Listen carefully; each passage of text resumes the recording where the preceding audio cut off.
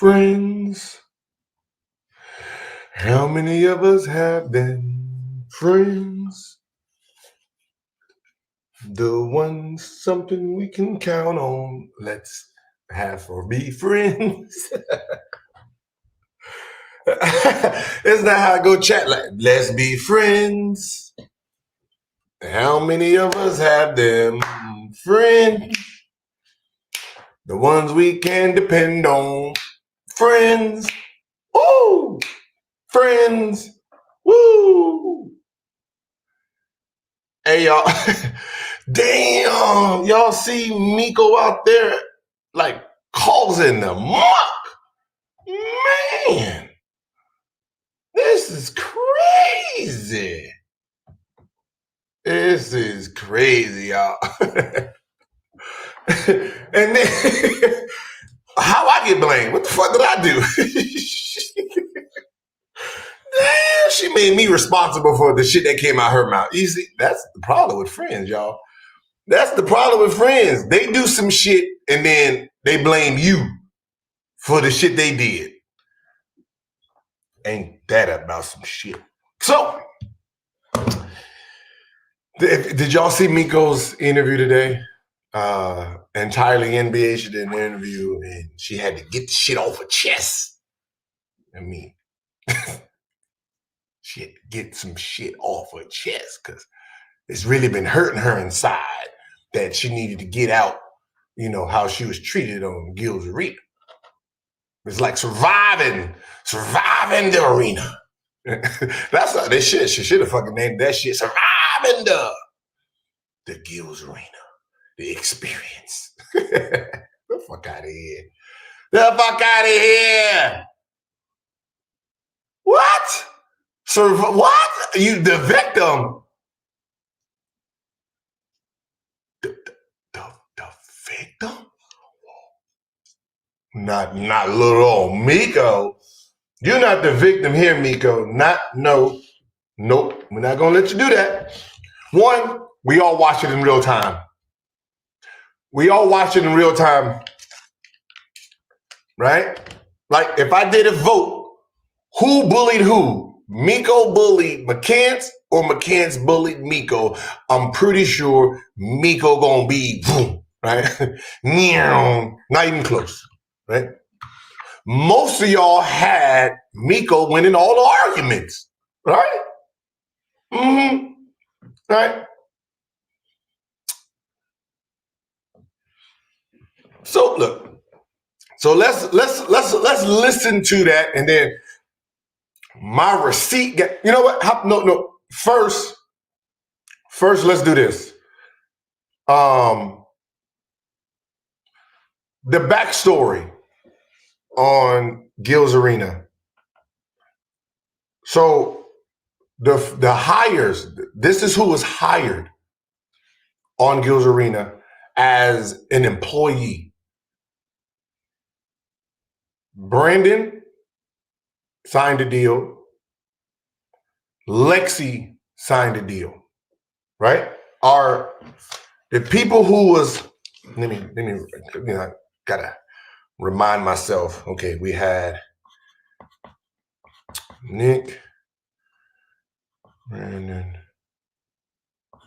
Jared, Lefty,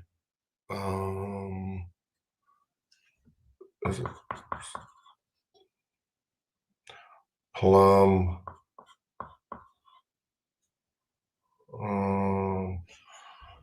what's the Australian? Is she Australian? What is her name? The big Nick. What's the girl's name? Who played for the? She played for the Sparks. Cambridge.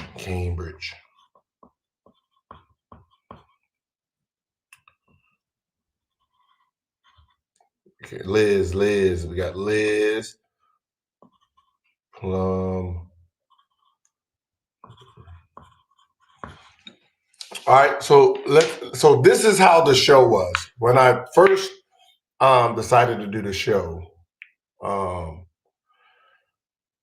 I had to think who's local and who can be here every day, right? So around the area, it was I went for Nick Young. I put in a bowl. Okay, we got Nick Young. I know King is in the area. I know Brandon lives around the corner. I had met Rashad at the gym. Rashad, um, Jared Jeffries, my teammate, he lived around the corner.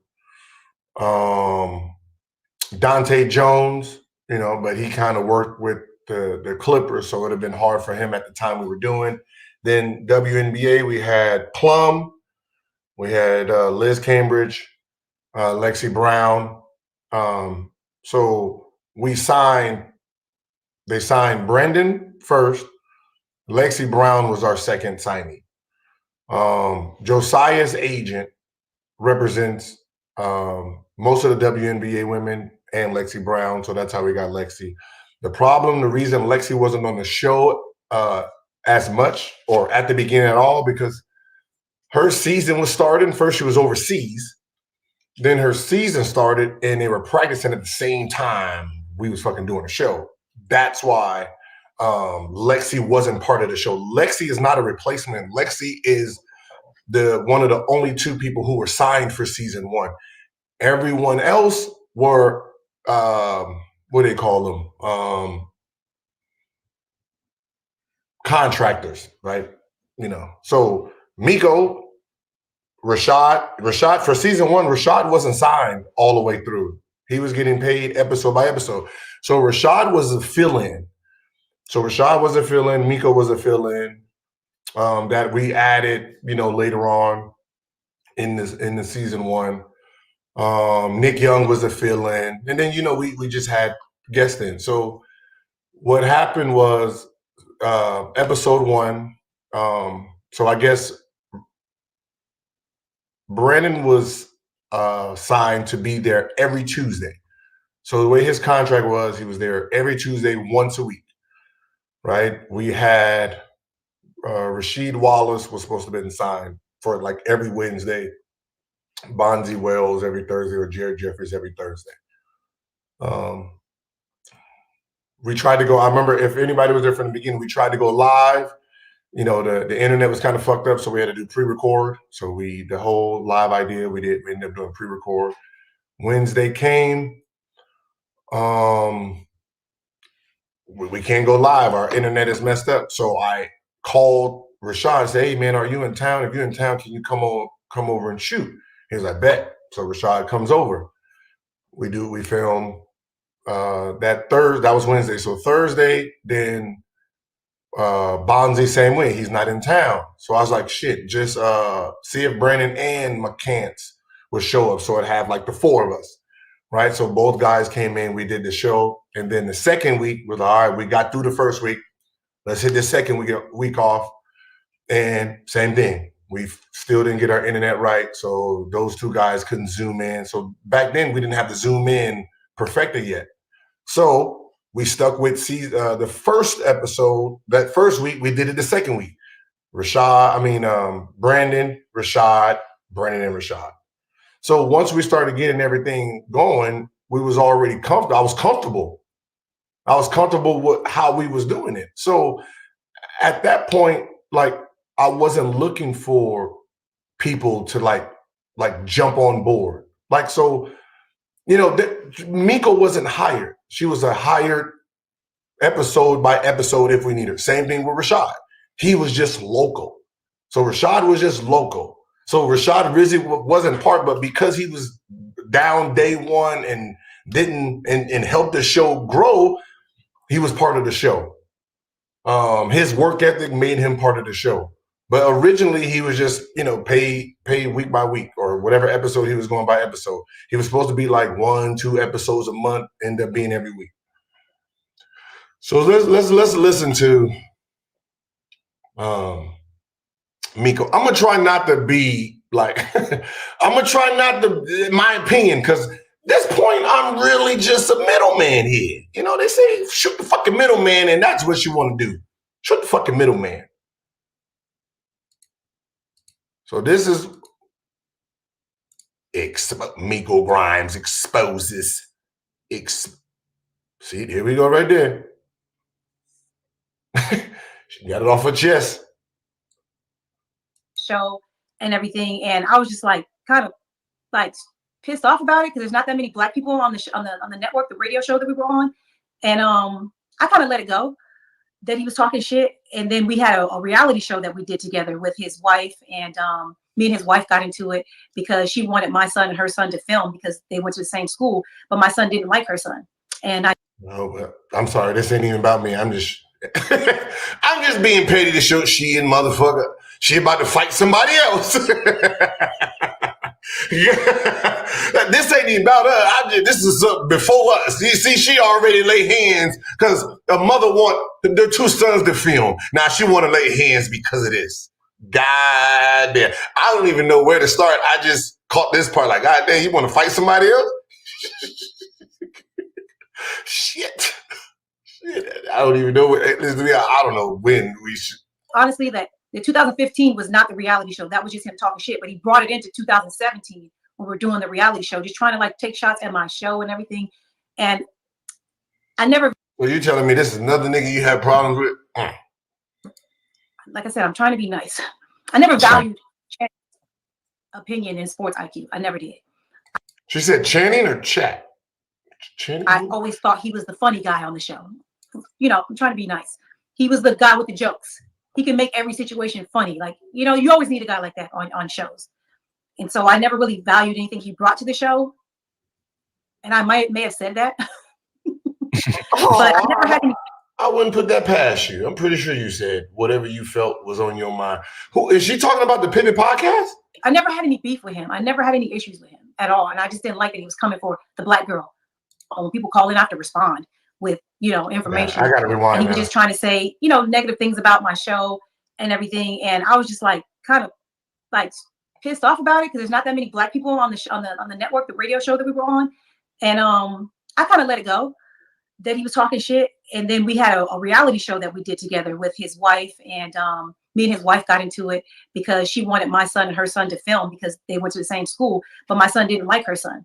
And I didn't force my son to film with him. They wanted, you know, hey, let's do a scene where, you know, our kids are playing together. And I asked Aiden about it, and he said, no, I don't want to film with him. Like, I don't like him. And he actually told me he had beat him up a couple of times at school. And so I didn't let my son do that. And so we were on the show. The wife was kind of trying to press me about letting them film together and calling me a bad mother and saying that I was trying to keep best friends apart. And I'm like, girl, my son don't even like your son. Like, you know, a lot of stuff was lost in editing on that show. But then they had this whole situation where they confronted me at an event on the show and try to disrespect me and come for me. But Brent was there. And of course, when Brent is there, I have to be a lady. Yeah. So I kind of took the high road of the entire. Man, we should have hired Brent. We should have hired Brent. We should have put him in our group chat. Damn. We should have. That's why I fucked up, man. I should have hired the husband for you. You'll see why.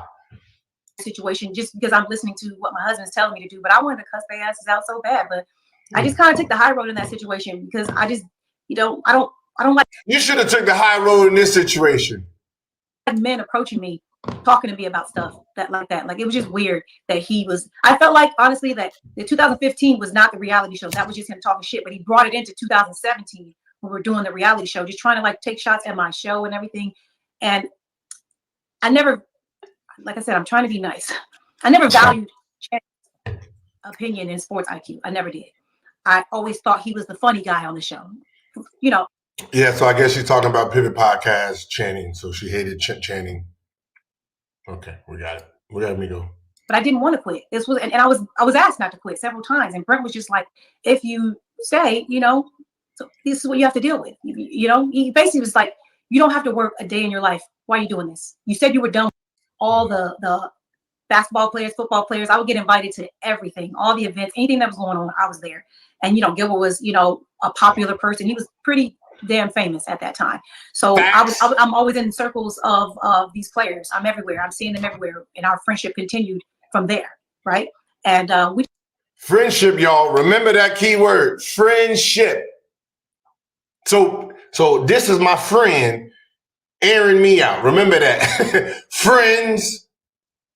How many of us have them? Shit, I ain't got none because this is my friend right here, y'all. since about 2005. My friend. We just kept in touch until, of course, I met Brent, got married, had a family, all these things. And when I got arrested, I didn't hear from him a long time. When I got arrested is when he kind of cracked a joke. I think my mugshot, it's on social media or whatever. Yeah. And he sent me a comment or something. He added me and said, "Welcome to the club," And so it was kind of funny. And I was like, oh, he's a jokester. He's funny and all that. And so I was like, hey, I want to do a sports show. I want to do a sports show. You want to do it with me? And he was like, yeah, let's do it. So this was around 2016. I would say 2016 going into 2017. We were constantly on the phone trying to brainstorm on what the show would be called, what we're going to talk about, because he doesn't know football. I know football. So he's like, okay, well, you can cover the football stuff. I could do the basketball. I'm like, hold on, I can do the basketball too. He's like, yeah, but you need to do the football shit. I'm like, okay. So we had several conversations where we were brainstorming for almost like 8 months, I want to say, all over the phone. Okay, we don't care. We don't care. All right. We want to get to the good shit. You do this. I'm ready to shit. What the fuck? So hey, y'all remember, right? So this is another one of my shows, and guess who I invite there? Boom, Miko. So we know. So when you say friends, who is inviting who? Boom. I have a show, sports, personality, crazy. Got it, Miko. So me asking Miko to be on my first show. Boom, there she is. I call him and I'm like, yo, you got a show coming out on Complex? He goes, yeah, I do. And I said, why the fuck have you for 8-9 months been brainstorming with me about doing a show and you already have one? Like, when were you going to tell me? And it's with Mia Khalifa, a porn star. I was like, what the fuck is that about? And he was like, well, they came to me about doing a show and I told them that I wanted you to be the co-host, but they decided to go with her because she has more followers than you. She's like a bigger name or whatever. Cap. Stop lying. So how that went is, I guess Mia Khalifa wanted me as the co-host on the show. So they asked me about a show, and I'm saying, shit, I know who I want as a co-host. I want Miko as a co-host. Mia Khalifa, I guess they pitched the show to her, and she wanted me as a co-host. That's how that happened. So it was misinformation. I thought I was the lead dog here, and I get to pick my co-host when Mia Khalifa was she was the main focus point, and then she wanted me DC ties, so she wanted me as the co-host. So that's how that happened. And I was like, okay, but why didn't you? Okay, let's go. Yeah, right. He's like, okay, come on the show. Let's do this. And I'm like, all right, bet. So I did the show. I believe she never came back after I did the show. I don't know if that's true or not, but I don't think she did another show. Do you know if it's true or not? Like, you're just making up shit now. After I was on there. And then he had me come back again. I did the show again. And then there was other guys that were there with us. And I did the show 2 times, and it was great. I did a good job according to the viewers and the co-hosts. I did a good job, and he thanked me and everything, and it was good. And we moved on. And I had a podcast at the time as well. I was iHeart Miko podcast where I was just covering NBA, NFL, and time went by. The pandemic happened, and I'm gonna let Sprite run a commercial on my show. Just quit. So during that time, right after you departed, I want to just touch on this real quick, and then we'll go back to Gil's. You also wrote Ho, Happiness Over Everything, correct? Yes, I did. Yeah, I did that during the pandemic. So when I decided that I wanted to leave the sports industry, small set, I wrote it. It was only 5 characters, so it wasn't like a big thing, but it was a big thing. Let's get to the good stuff. Yeah, but me. I'm your nigga. Like no, we're doing this. Like, come on, this is perfect for you. You'll get to say everything you want to say. You won't have to worry about people, trying to cancel you or blackmail you. I'm going to say everything I want to say. We can be disrespectful as fuck. It's going to be our true opinions. Like, we're going to go at it. Like, this is going to be one of those shows and you belong here. Like, you belong on this cast. And I still didn't do it. I was like, no, I just don't want to do it. And it took me until April of him, texting me, hitting me up and saying like, yo, come on, I need you. Like, come on. Do the show. And I'm like, I talked to some of my friends about it and everything, and they were just like, do it. Like, it's Gil. Like, he's not gonna play you like all these other people did. He's not gonna do you dirty. And I'm like, you know what? You're right. This is my people. Mm-hmm. I'll do it. Yeah, so I joined the show in April. Mm-hmm. And here we are. Was it Yeah, y'all are. No, the marathon, I like that hat. It's like that vibe that he was selling to you when he was talking to you, or did it just always start off kind of shaky? Oh no, it was exactly as advertised. I was having the time of my life. I was able to be myself. I invented what we call Titty Tuesday. I was the only, and I found out I was the only girl on the show. I was like, oh, I gotta give some titties. You found out you was the only. I just wanted I didn't want to be a basic sports reporter, have a suit on. I wanted to give feminine energy on the show with so much dick. And I was just like, we need some estrogen, And he allowed that. He was like, yes. He goes, I love what you're wearing. I love what you're doing. I love it all. Like, you're bringing sex appeal, but you're also, your shit. Like, it was going great.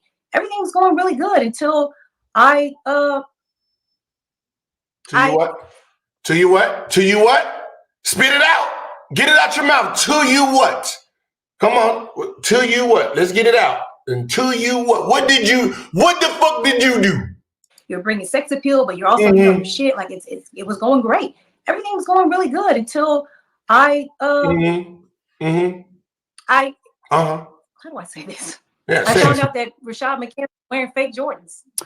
So we'll get to that in a second. What was the experience like with everyone else when you first started? So obviously until she found out somebody was wearing fake shoes. So everything was going good. She was having a ball. She was having a time of her life. It was Titty Tuesday every time she showed the fuck up. Even if she showed up on Wednesday, it was Titty Tuesday for her, right? She was having a good ass time until she found out somebody was wearing shoes. So somebody's shoes triggered the fuck out of her. Now let's see what she did. About Gil, he was, you guys were hand in hand in that, and everything was seeming to go great. But what was the experience like with Rashad and then Brandon? So remember, we heard her up until the shoes, she was like candy in the candy shop. And Kenny didn't come until really later. But what was that experience like for you? Well, as I said, I've known Brandon for a very long time. Brandon and she known Brandon for a very long time. So that's another long friendship. I had a very, very strong friendship for a lot of years. And then we had an incident that I don't really want to speak on, but we ended our friendship. And so when I decided to do the show, I was like, okay, I'm going to run into Brandon. And so the very first day that I was on set was with Brandon. And I walked up to him and I said, the last time, we spoke, it was beef. Is it beef? And he was like, no, it's over with. I'm moved past it. We're working. Let's go. Let's do this show. It's going to be good.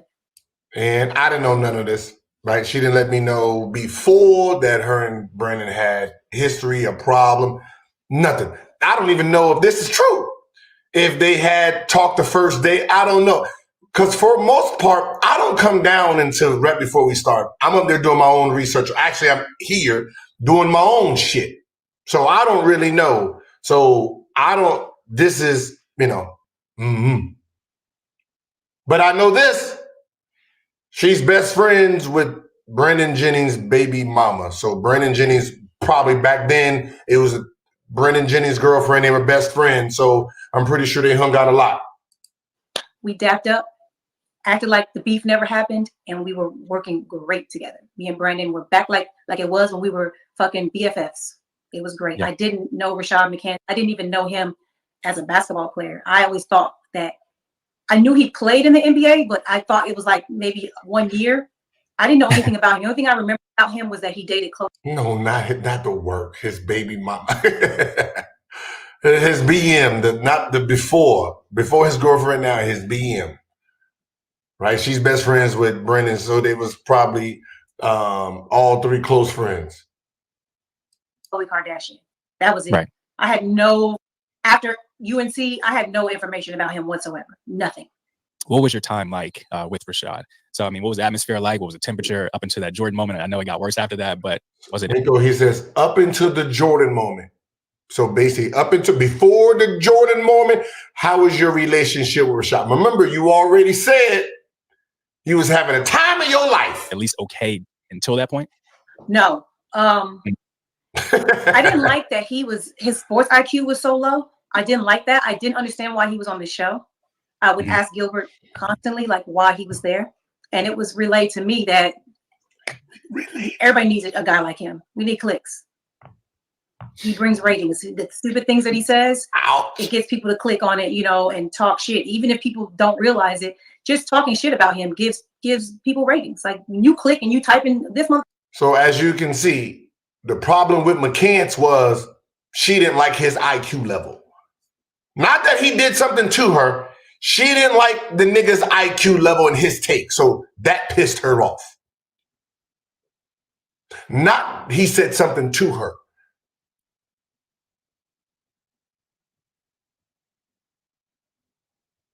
She don't like him because of his takes. Now you gotta ask yourself, how long before her inner thoughts become verbalized and he starts hearing what she's thinking? It's so stupid. Why would he say da-da-da-da-da? You're generating buzz for the show, and all publicity is good publicity, basically, is what I was told that he's on there for. And it was bothering me because I'm sitting here thinking to myself, like, I don't want to be a part of something like that. Bothering her. Journalists. I even questioned Brandon being on the show. Brandon brings nothing to the show either. He doesn't. Look, this her best friend she's talking about. This is her best friend. This is her best friend. She don't know why her best friend is on the show. Even talk, really. If it's not about Tough Crowd or Steph Curry or the Bucks, he doesn't have pretty much anything to bring to the conversation. But again, I realized after talking to Gilbert that he was struggling to get people on the show. Damn. Consistently.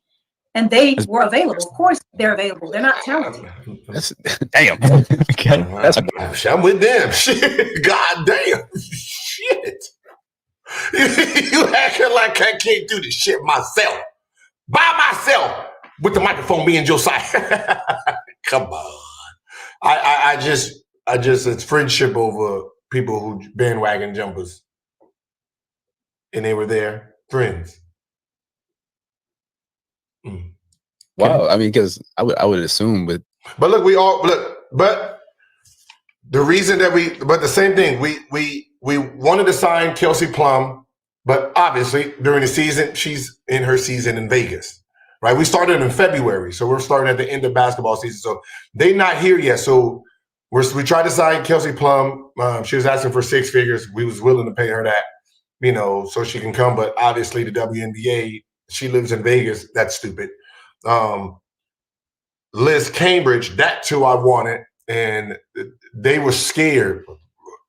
Ironically, they were scared of her because of the backlash she was getting. So that was a reason Liz wasn't a part of it. But now she hurt my feelings. Being a name like Gil, like everybody knows who Gil is, like we said earlier. So it's weird that, like, what else did he do off the court or off the cameras that is building that tension where people didn't feel comfortable to come on the show? You know what I'm saying? Nigga, stop projecting. I ain't do shit. What did I do behind the scenes, nigga, like I'm Skip Bayless? Hey,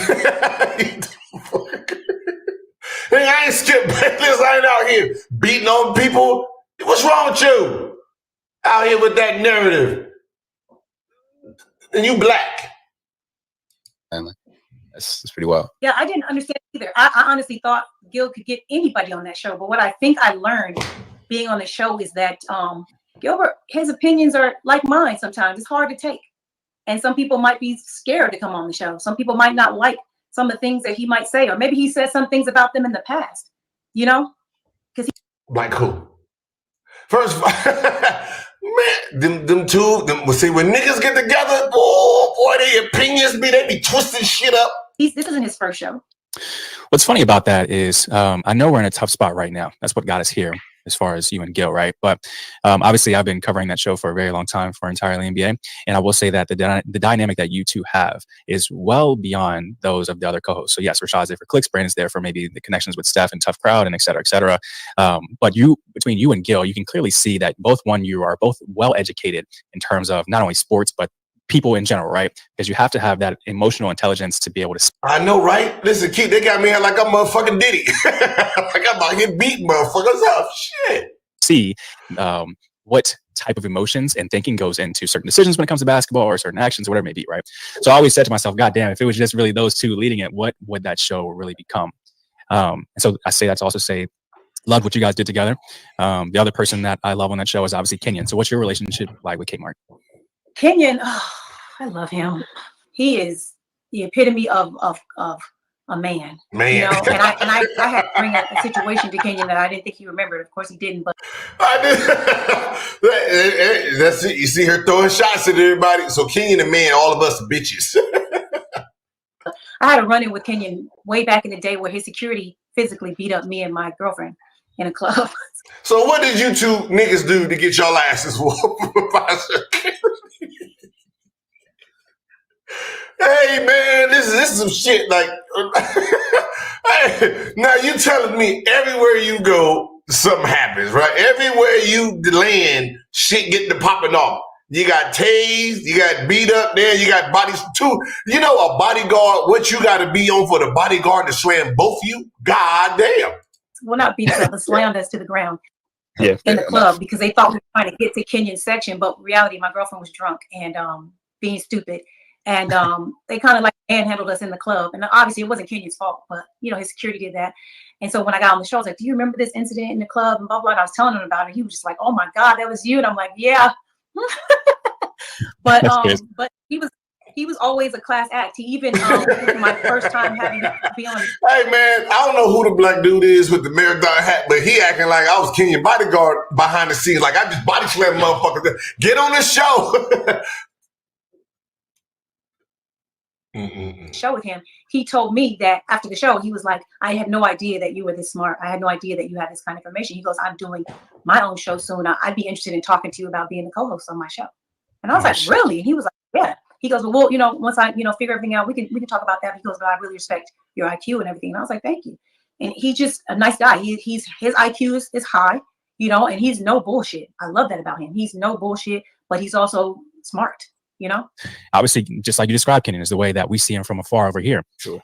I'm sure you guys converse after every show or have some type of group chat. What the hell does Kenyon say about some of these antics that happen between you, Rashad, and Brandon? Kenyon is not in the group chat. He seemed like a laid back type. Like he's just coming to do his job.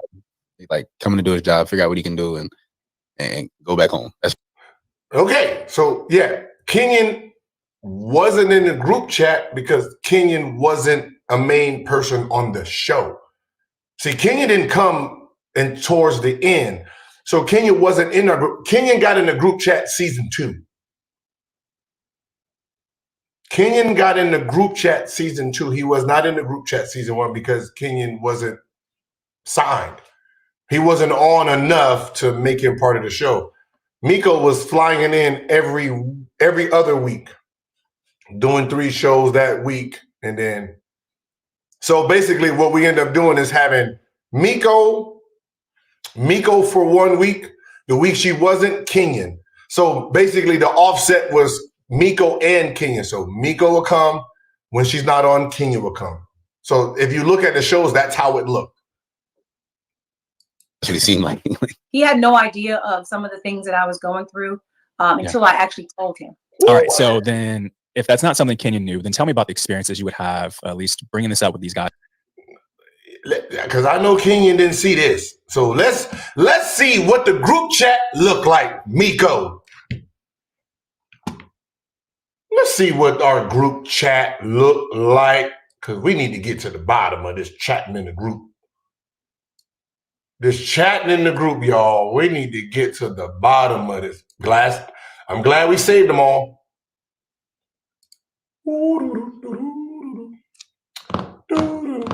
Okay, let's see. Miko. We got him named Miko Goes Wild. Woo! Miko at it again. Well, hold on. To your love, you got to hold on. Hold on. Okay, come on. Let's go. Let's. So, because listen, I don't want nobody. This is not my opinion. This is just facts. So let's see who's who in the group chat. Let me just make sure no one's numbers. Okay. Let's see. Boom. Okay. This is Gil's Arena group chat. Okay. So start it up. 305. That will be Miko. Let's see how Miko sounds. Okay, now I need y'all to understand this group chat first. Me, Miko, Brandon, Rashad, Josiah, the only black people in this group chat. Okay? We're the only ones in this group chat. Everybody else is executives, producers, white people, right? You know, white people, that's it, right? So let's see how Miko is in the group chat. Miko, I smell pussy again. It ain't me, and I'm the only one here with one. McCants, first Gil, then Stella, now Brandon. Miko, if you scared, just say that. McCants, why y'all in so much competition with me? Laugh out loud. I cannot get your groove back. Leave me alone. Right? So I guess he's calling her Stella, get her groove back. So, look, listen, I'm asleep and I'm writing. Look, you can see me. Wait, who is Stella? Like, I'm confused. Right? I'm confused about this group chat. What's going on? Here, is this part 2? Right? Part 2. So I wait, who is Stella? McCants put up, I guess Stella got a groove back. You know. And I wrote, y'all are hilarious. And then this is a random nigga, 314. So I don't even know who it is. I still don't even know who it is. Piece of prosperity. And then here comes Miko. He's talking about me, is my guess, trying to avoid the question, acting like the money's going to determine if you take the fades or not. That's corny. Can you shoot? Can you still hoop? So I guess this is during Vegas. So we're in Vegas. Prosperity. I know, nigga. Hey, I guess this was during Vegas. So we're in Vegas. Miko's not in Vegas. And that's when McCants pulled the basketball bet. And I'm sitting here like, yo, bet me for real. So, you know, obviously she don't like McCants deep down inside. So she already calling him out.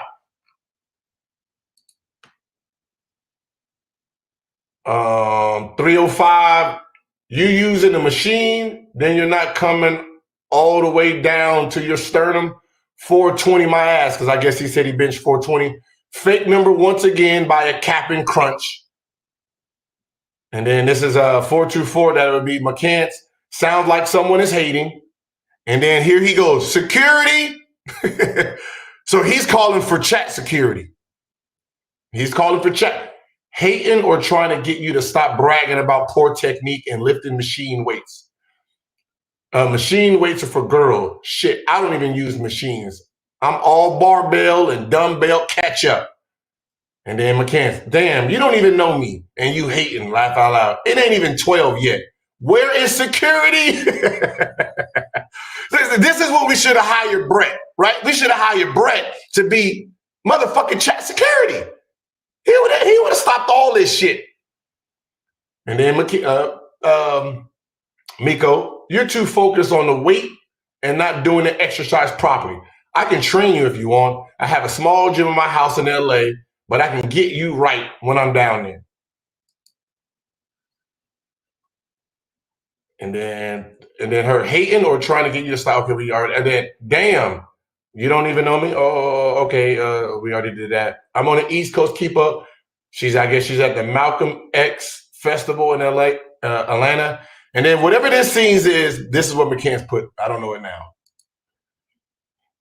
And then McCants wrote, group chat was a safe place a week ago. So a week ago, before she got put onto the group chat, he said it was a safe place.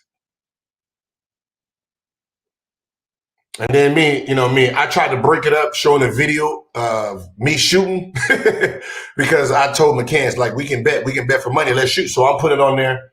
And then I said, they call me boomerang or loop. My shooting looked like it's on a loop. And then she said, and then Miko, what's not safe about it now? And then I wrote, did the video come in? And then McCants wrote, nope. Y'all spamming, trying to prove a point. Y'all think we on Facebook, laugh out loud. So at this point, who's the bully? Who's the victim right now? As of right now, who is the victim and who is the bully? Is Miko the victim as of right now so far is who is calling for security? Right? You hear McCants, hey, yo, man, where's the chat security? Hey, chat, can we get somebody to stop her? Can we get somebody to stop her? Here we go. That's nice, yet not gonna help you. I guess that's her. And then she wrote, he's not getting no pussy like that. Men that talk about it are the dry dick niggas. Everybody know that. Unless he paying for it, and we know he not doing that. And then look, here's me. You see my NBA threes against niggas, right? You see my three. Look, I'm trying to keep this shit going. And then I guess he wrote, "Ma'am, don't be." He wrote, "Don't be messy." And then she said, "Honestly, not messy." Called him dry dick. McCants, security, right now. Here we go. And then dry dick security. And then Miko writes, security is here. What's up? So she became the bully and the motherfucking and security. She became security too. Who needs help? Ma'am, and then, here come again, because he didn't know her. Ma'am, who are you? And then she wrote, ma'am.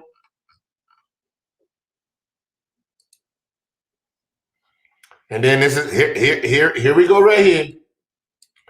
A woman who talks like, I guess he's saying, man, what kind of woman talks how you talking, right? And then this is it. A woman who talks like that says the man that constantly reminds the chat of when he's getting buns. My opinion, you're corny. You're being corny. Was actually good for the show until you started showing the audience you can't take what you dish out. Now you're an unprofessional cornball. Cut the shit. I've apologized several times in person for pointing out your poor choice in fashion, and I even refuse to repost all the jokes that preceded. You're taking this too far. Let's move on and continue creating the show. McCants removed Miko from the group chat because he said the security chat, the security in the chat is not doing their job, so he removed her. And look at McCants' complaint. Y'all sit by and watch this like it's cool till it gets out of hand. That's not cool. Taking my kindness for weakness.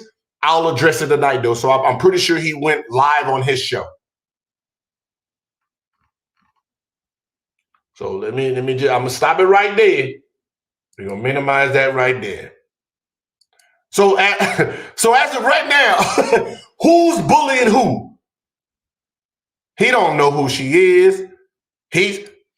What she's trying to do, he's the one saying it. Yo, can someone do something about who is this girl? Why is she allowed to say this shit? Why is she allowed to attack me like this? Now he don't got a show. He goes live on his YouTube. I mean, on his Instagram. He just goes live on his Instagram. So now think of it as a male, right? Like we hear her. Think about it. He's not allowed to say the things he wants to say back, right? So he's kind of handcuffed. So in his defense, he's right. He's the one that's like, yo, hey, before she got here, man, this was a man's only group chat. We can say whatever we want. Now I can't say shit, and why she fucking with me? But she don't know why he didn't like her. we now you see we see what the group chat look like. And I've said it plenty of times, like, yo, if y'all think the show is funny, y'all should listen to our group chat.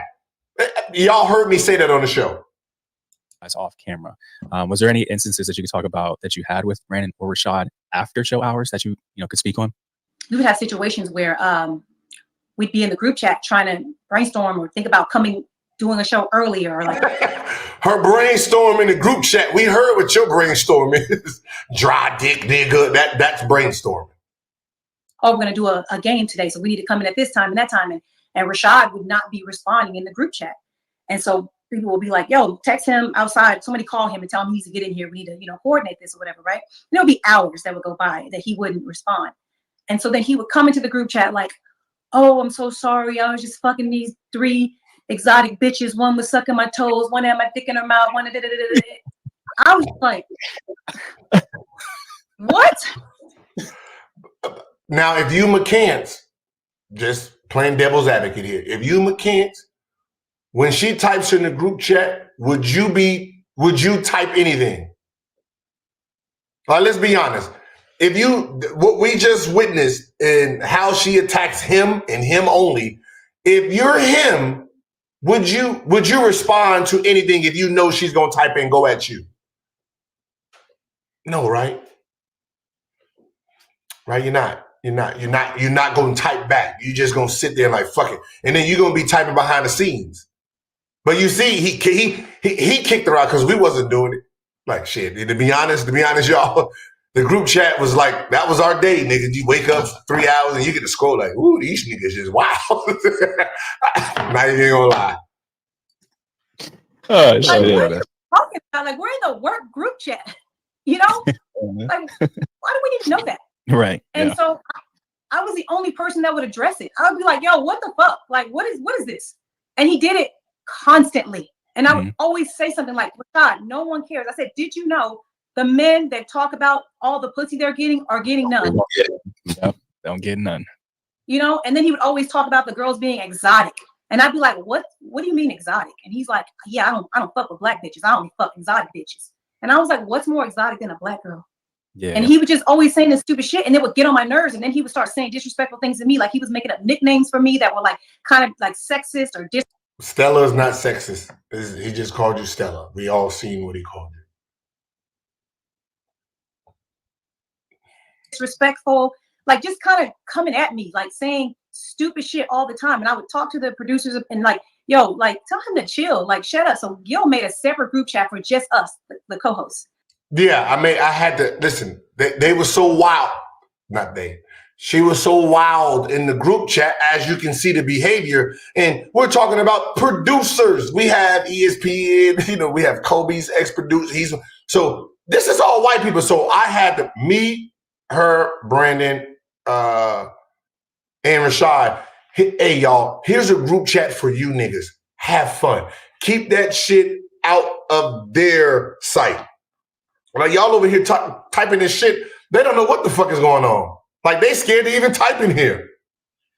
So I had to create a whole nother group chat just for her and McCants. But what ended up happening is, obviously, you know what happened. She get to talking, McCants don't even respond. So it's just her by herself. Like, yo, you guys aren't supposed to be talking to. The only I wish I had that group chat. Like, Brandon erased it and McCants, he just erased it. But that was what, like, yeah, you don't get no pussy. Oh, that, yeah. Nigga, I get more pussy than you. I guess she had more bitches than him. I don't know. Shit, I'm just saying. I mean, it was fine, though. She was sending some of them. She like, damn. Man, she got the work. To the white men in the group chat like this. Like, y'all save all the other shit for over here. And I'll just be like, yo, what's wrong with you? And so Brandon and Gil told me that Rashad wasn't doing any of that talk, being disrespectful, being crazy until I came on the show. And they were telling me like, oh, we think he likes you.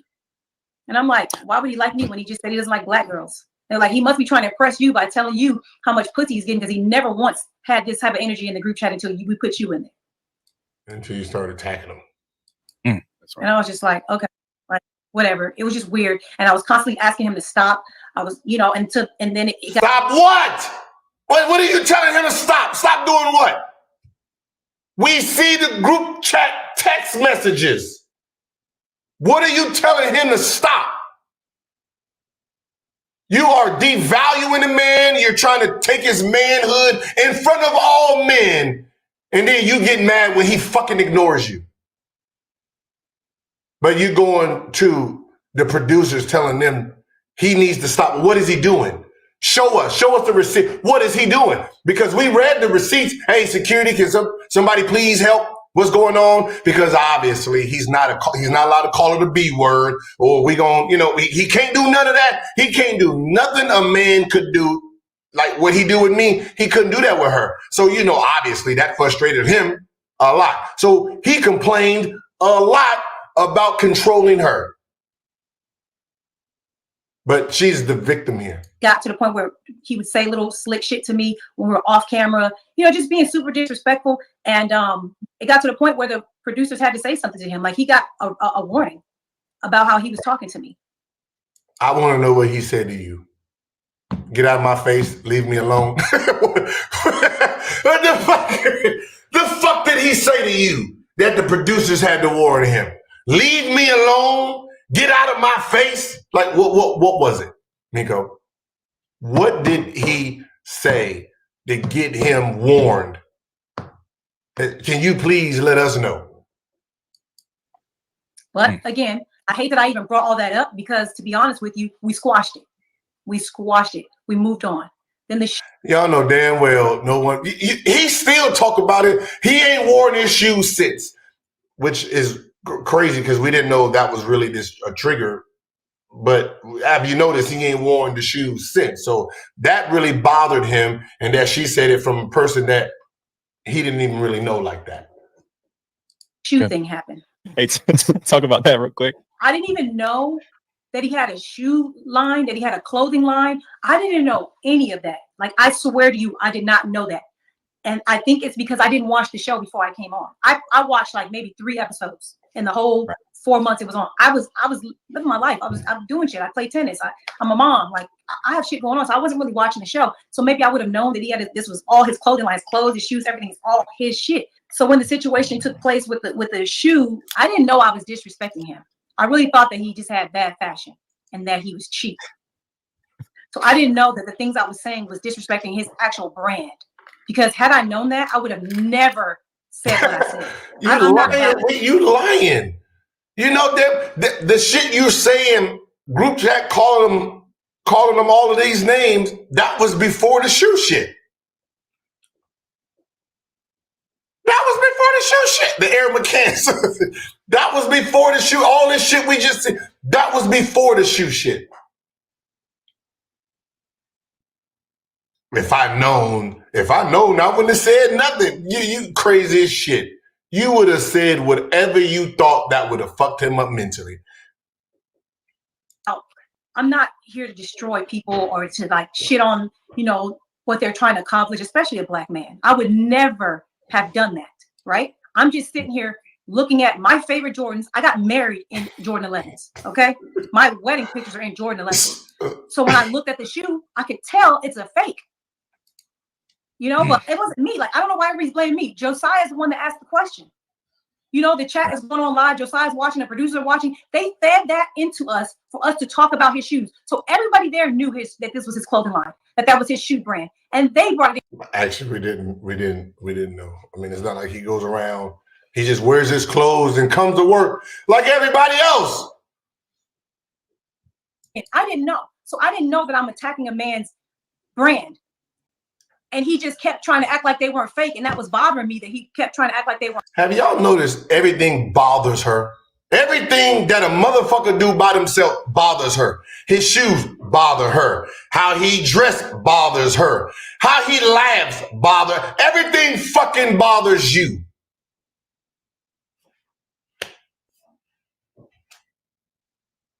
And because it bothers you, you need to attack him because it bothers you. That's the problem. He ain't doing nothing to you just because the way, look, the motherfucker got on Burberry. He got on, he got on Michelin Ness backwards and shit. I gotta kill that motherfucker. Like, what? You attacking a man because you don't like what he's wearing or dressing? And he's ignoring. That was the problem. He was ignoring her, and that's why. If you look at the episodes after the Jordan shoes thing, you can see every time she talked, he didn't engage her. That's what pissed her off too. He wouldn't engage her. He'd look away. She'd say something. He'd just keep it boom, boom, boom, and then he'd go. Like even when Josiah left some episodes, and we put her in Josiah's seat, she'd ask McCann something, and McCann would just be looking in the wind. Which became a problem too. Like, yo, they're not even engaging each other. Like, he's not. That's why she kept apologizing to try to get the vibe back going. Or fake. So that's why I kept going. Like, no, my nigga, those are fake. And not only that, that's not Burberry. That's a fake knockoff Burberry pattern as well. Like, what are you doing? Like, just own it. If you're wearing something fake, own it. I wear fake shit. Girls wear fake jewelry, fake everything all the time. Who gives a fuck? If that's what you want, that's what you want. But don't try to lie about it, because when the lie happened, that's why I kept going, because I'm like, nah, my nigga, you're not gonna sit here and lie in my face. Yeah. So then after the show was over and how I realized how upset he was, I went to Brandon Gilbert and I was like, why is he so upset that I said something about his fake shoes? Like, doesn't he know that they're fake? Like, did he get hustled? Like, you could buy something that's fake and you didn't know? Right. And they were like, no, that's his brand. He made those. And I was like, what? You know what the fucked up part about it is? Every time something happened, did you notice I always got attacked for some reason. These motherfuckers, both of them attacked me. Look at this shit. I just thought about it. Look at this shit, y'all. Oh, hell, I just memory just reminded me of something. I don't even know the episode where the shoe's at. Wait, does anybody know the shoe episode? Damn it.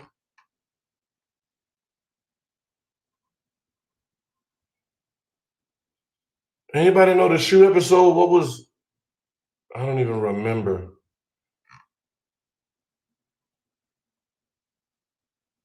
Damn, I don't even remember the shoe episode. But if y'all remember that episode, she's going at Rashad, and motherfucking Rashad is going at me. Like, nigga, I didn't do shit. Did y'all remember that? Like, nigga, what I do, right? Rashad's, so this what we doing now? Oh, Gil, like, what? Because he wasn't fucking with her. Because of the group chat already, so he was kind of irritated. So he coming at me like I done triggered the shit.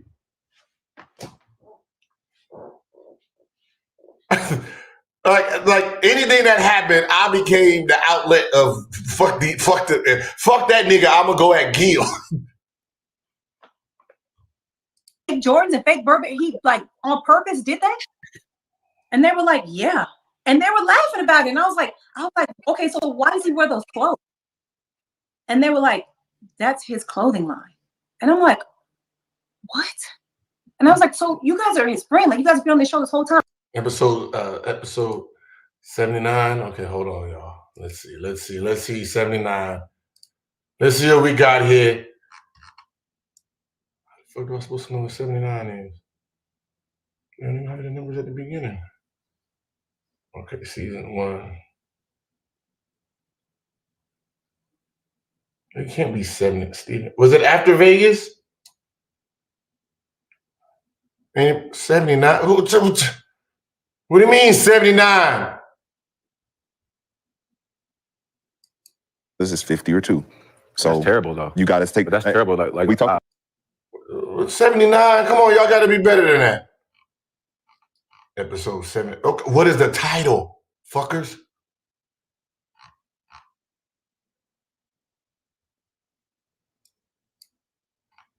What is the title? Is it before Vegas? I don't fucking know.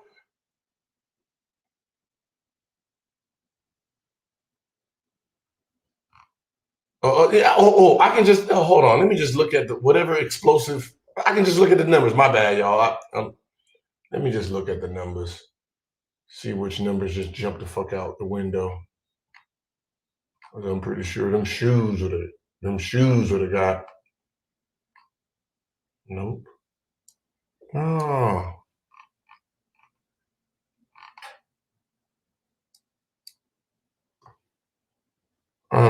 No, I can't. NBA soft. Okay.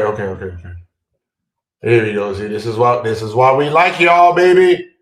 NBA too soft.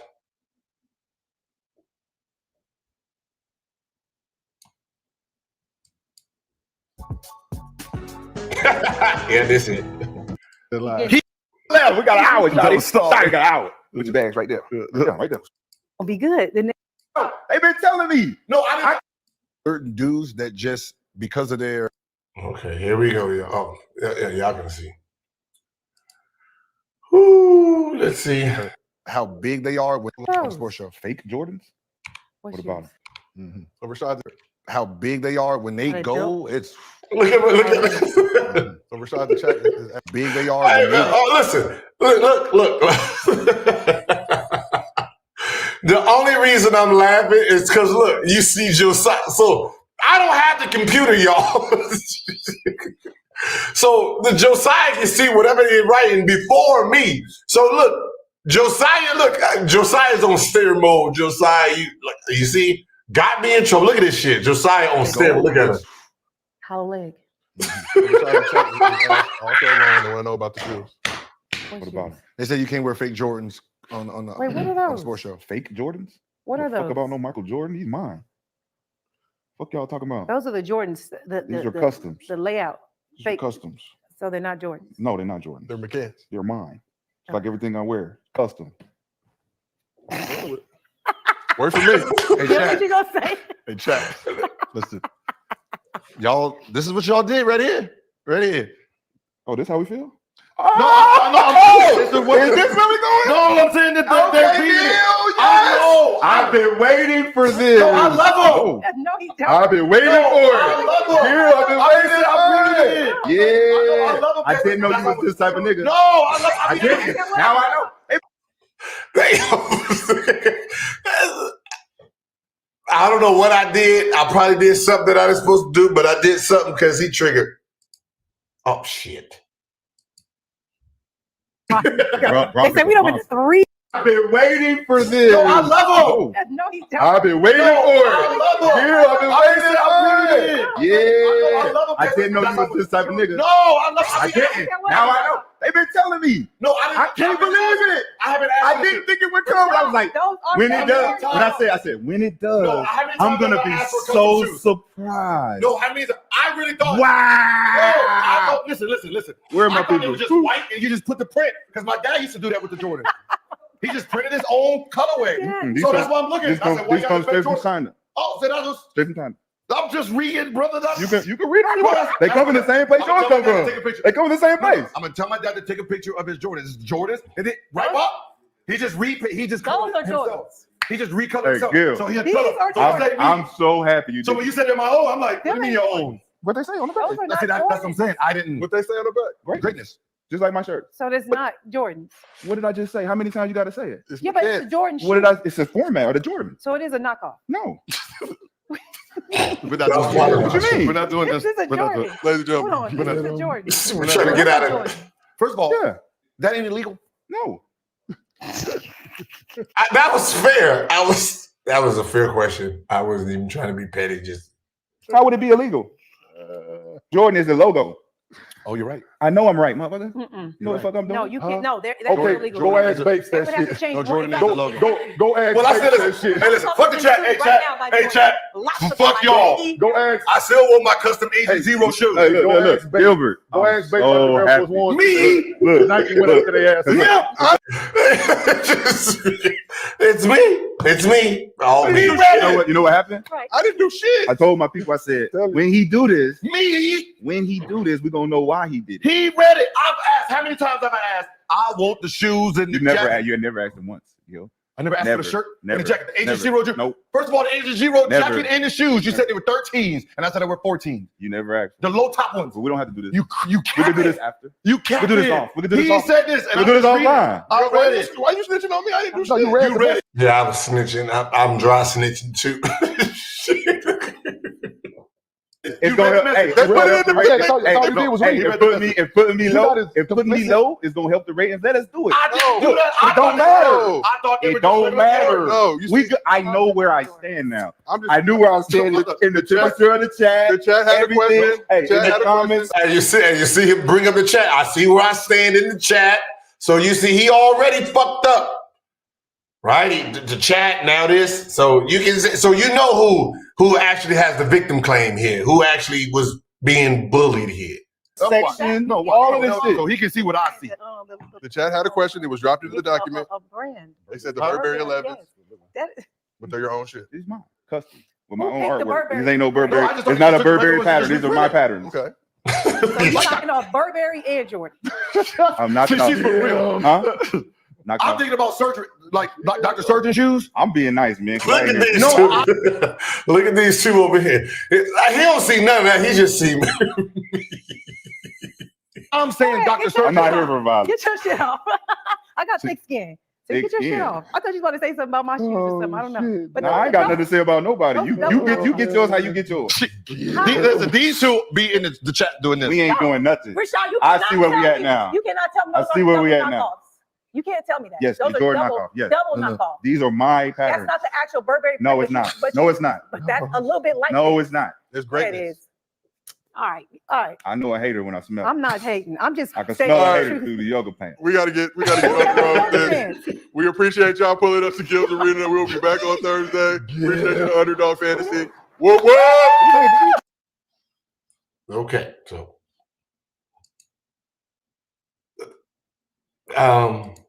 yeah.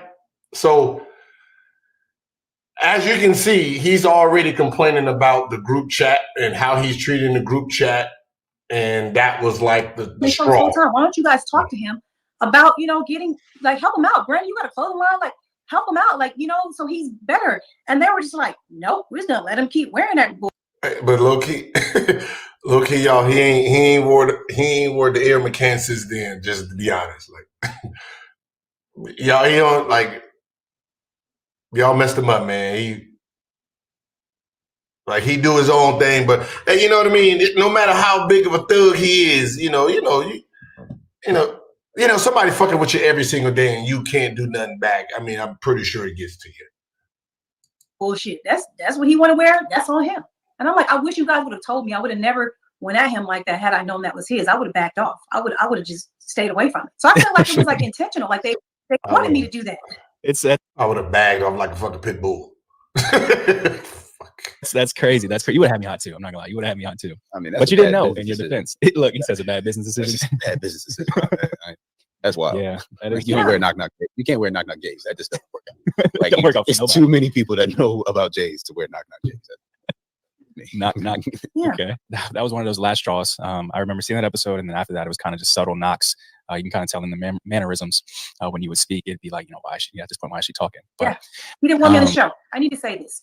I approached him, first of all, 4 times since that shoe incident and attempted to apologize to him face to face, like a grown-up. He pretty much told me to fuck off every single time. Facts. He didn't say fuck off. He just ignored her. Because I could tell that he was coming at me after that because of the shoe thing. And I would come up to him like, Rashad, can we hug it out? Can we dap it out? I'm sorry. I didn't know. I will never speak on it again. I didn't know. And he would just like, get the fuck out. I mean, this is after he done blocked her off the group chat. He done kicked her out of the group chat. He won't talk to her on the show. Now think about it. She doesn't beef with me on the show or Kenyon on the show or Brandon on the show. So her to really get going is only McCann. So if McCann is not engaging her, then she feels like she's just out there. So you'll see at some point, I got to just throw shit at her and then McCann jump on, yeah, get it, Gil. And then when I go at McCann, here she go, get him, Gil. So they became this little wedge of I go at both of them and then they, yay! Type of thing. But he's stopping. If you just go, listen, it's all documented. So all you do is just go through and watch after. He wouldn't really engage. He'll look past or look. But even in this episode, the shoot episode, he dealing with me. He ain't really trying to pay attention to her. out my face. Fuck away from me. Like, rude. You know damn well he didn't say that. Like, stop. Just stop lying. And I was just like, I can't even win. I was like, fuck it. Like, then I guess this is beef the rest of the show then. Because, like, I tried to apologize. And I would tell Gil and them. I told the producers, like, Well, she did try to apologize. He just was not accepting. He didn't care. He didn't want to hear nothing she had going on. He just wanted to do the show. He'd rather not do the show with her on it.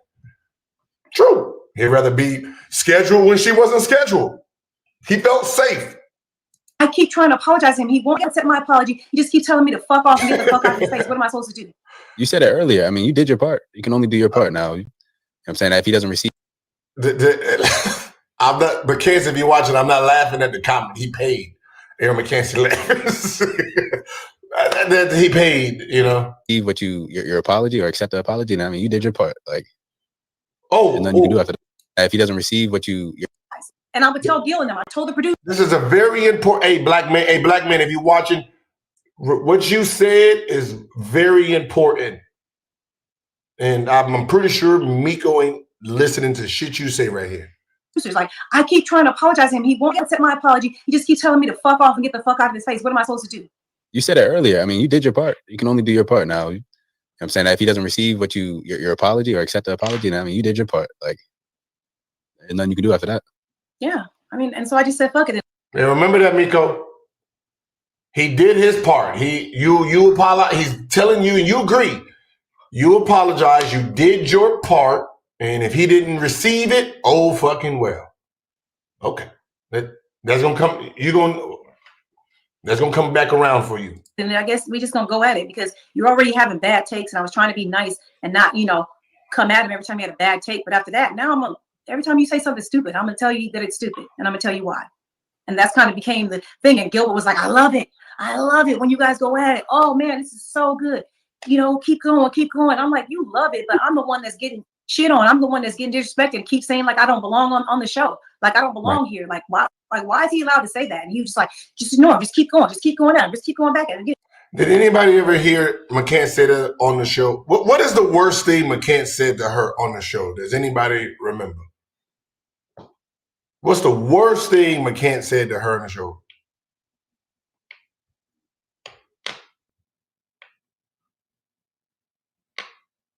Does anybody know? Anybody in the chat? What's the worst thing McCann's called her your work? I know, right? Damn. Like, damn, my brother. She can't hoop. There's something about the WNBA, right? The work was the funny one.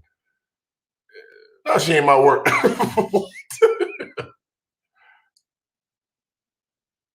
She's not a WNBA player. Right there. She's not a WNBA player. What's the worst thing he said to her on the show? Gilbert loved that type of shit. He loves drama. He loved it. Was there any, so that's on camera. I'm sure that carries over off too, but was there any validation given by Gilbert just to let the guys know, like, hey, I understand this is what's said on the show, but you also got to understand that she knows what she's talking about? Nothing like that? Never. How the fuck do you know what's being said? You only come in every other day or every other week. Just projecting. And I constantly asked for it, and he just was like, just deal with it. Suck it up. You'll be fine. You can take it. Gotcha. Okay. I mean, I have no doubt that you can. I know it's still something that you shouldn't have to deal with 100%. And so that led to, some more turmoil. But then obviously the 100 episode came up, which you didn't really know that you weren't on it until someone had to tell you weren't on that sizzle. How did it feel? One, being left off the 100 episode celebration, and then two, what was that conversation like? Because I'm sure you brought it up. So we have to go back. We have to talk about the elephant, because I feel like a lot of people think that the issue and the reason that I'm not on this show is because me and Rashad were beefing and I couldn't handle it. And that Rashad has nothing to do with why I'm not on Gil's Arena. So Rashad has nothing to do with why she's not on Gil's Arena. But she beefed and tore down Rashad the whole time. And that was fine for her. So this had nothing, like she's right. It had nothing to do with McCants. It had nothing to do with McCants. but that's who she attacked every single day. Yes, he's an asshole. Yes, he disrespects me all the time, but he is not the reason I'm not on the show. The reason Well, just so we know what disrespecting means. Disrespecting means he ignored her. He kicked her out of the group chat because how she was trying to violate him. And he would not accept her apology. That's why she says she was disrespected, because he didn't treat her the way she wanted to be treated. He ignored her moving forward. I'm not on the show is August 9th. There was an episode where Rashad McCants asked if he could do a shout out. And the shout out was for cigars. And so we're like, yeah, what's your shout out? You know? And this is the same episode where we got into it about the whole who the leader should be. Mm-hmm. That whole episode, that's the episode where all this shit happened. Brandon was not on the show. Okay. So I'm told after the fact. Wait, hold on, y'all. Can I give a couple shout outs? Okay, look, because, all right, so we can, yeah, all right, hold on. Because I didn't have the episode, I didn't have it because I had it scrubbed. I had it scrubbed, y'all, but I got it. I got it, y'all. And then now this is where you really have to really like do some self-checking as friends, and what type of friend are you and who you want as a friend from this little thing that's about to happen right now about what she's about to say. Let me let my shit load in.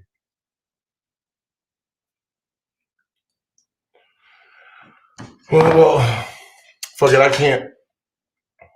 can't, it's not pulling up on here. So look, I'm gonna just play it from here. This week, that's weak though. Can I give a couple shout outs real quick? Go ahead. Carl Malone, I want to shout out to Carl Malone for the cigar. It's Carl Malone cigars from Dominican Republic. Probably underage. It's probably gay. Shout- It's a pedophilia. Wait. We're not gonna do that. We're not gonna do that. No, I'm just saying it might not be mature enough to We have smoke. to. We're not gonna do that. We're not gonna do that. Nah, What this should we is do? a shout out. Just shouting out my Yeah, man. you shout I out. appreciate that. And I want to shout out Dame Dollar. Check out the Cabo. He just That's dropped a a great nice one. little joint. You know what I'm saying? Okay, Go man. check that shit out. Dame Dollar. Now you need to drop your ass on the Gills Arena so we can ask you about everything except the trade. You know, we don't have to throw that out there. Because you know where he going. We already know. Yeah. So you heard the comments, right? You know, we both throwing our little jabs.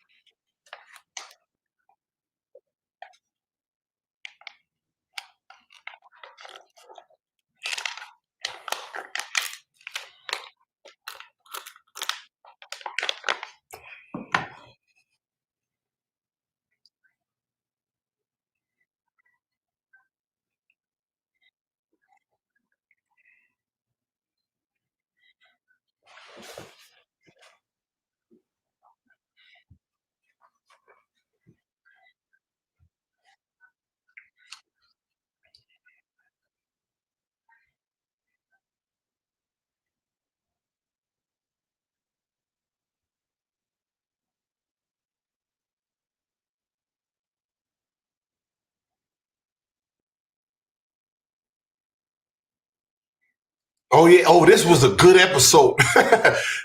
So everything was popping off. So it was popping off in the chat and popping off in the chat. So y'all was popping, they was popping. It was popcorn going, right? So this was the episode where it was, y'all can't hear shit. You can hear sound. What was wrong with the sound?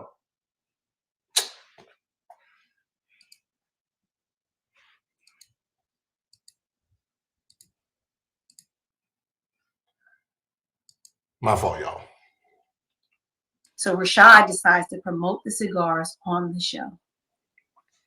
As he's giving this shout out, Gilbert and I are both cutting him off, basically calling Karl Malone a pedophile, Mm-hmm. right? As this is happening, Brandon is clearly watching the show from home, and he's texting in the work group chat saying, Miko, you got a problem with Karl Malone? And I'm, we're able to be on our phone during the show, and I see the group, and I'm looking, and I just threw a thumbs up in there to that text, like, yes, I got a problem with a pedophile, duh, right? I put my phone down. I don't look at my phone the rest of the show, but it's going off, So we do the whole show. The whole leadership happens. The whole I got titties. That moment happened. Of him telling me because I didn't play in the WNBA, my opinion is invalid. Gilbert, getting his chips and egging it on, loving it like he always does. And so when we get off the show, me and Rashad dap like we always do. We beef on the show. We talk shit. We get into it, but we dapped. I have no problem with Rashad outside of him just having a low IQ and being, fucking dumbass. I leave as soon as the show's over. I'm out. I leave immediately. I got shit to do. I leave. I get in my car. I look at the text message in the group chat, and I see that Brandon is threatening me in the group chat, telling me that his girlfriend is gonna basically beat my ass tomorrow on the show. Mm-hmm. So let's see what the group chat says. Mm-mm-mm. Okay. Now,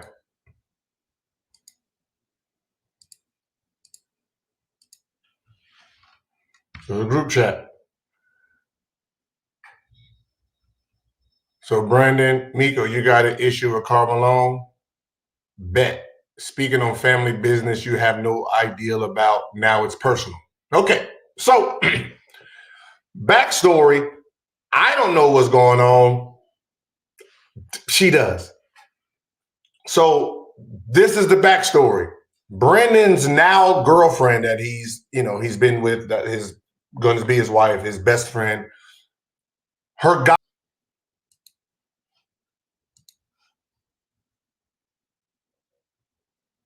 Hold on, y'all.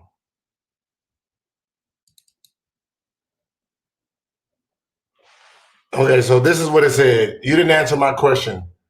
And then Brandon wrote, just say the same thing tomorrow when my girl is there, please. And then she wrote, is that a threat? And then I wrote, y'all have to remember, no one knew it was off the, I said it was off the moment. No one wants to throw shots at family members. So it's getting taken out. Not having your family look at that. So I'm like, yeah, I don't want your, Brandon, it's your girl. I didn't know, my bad. I'll have it, taken out. Right. So I'm the one like, my bad. Cause I didn't know I'm doing my shit just like I normally do. So I'm throwing shots also.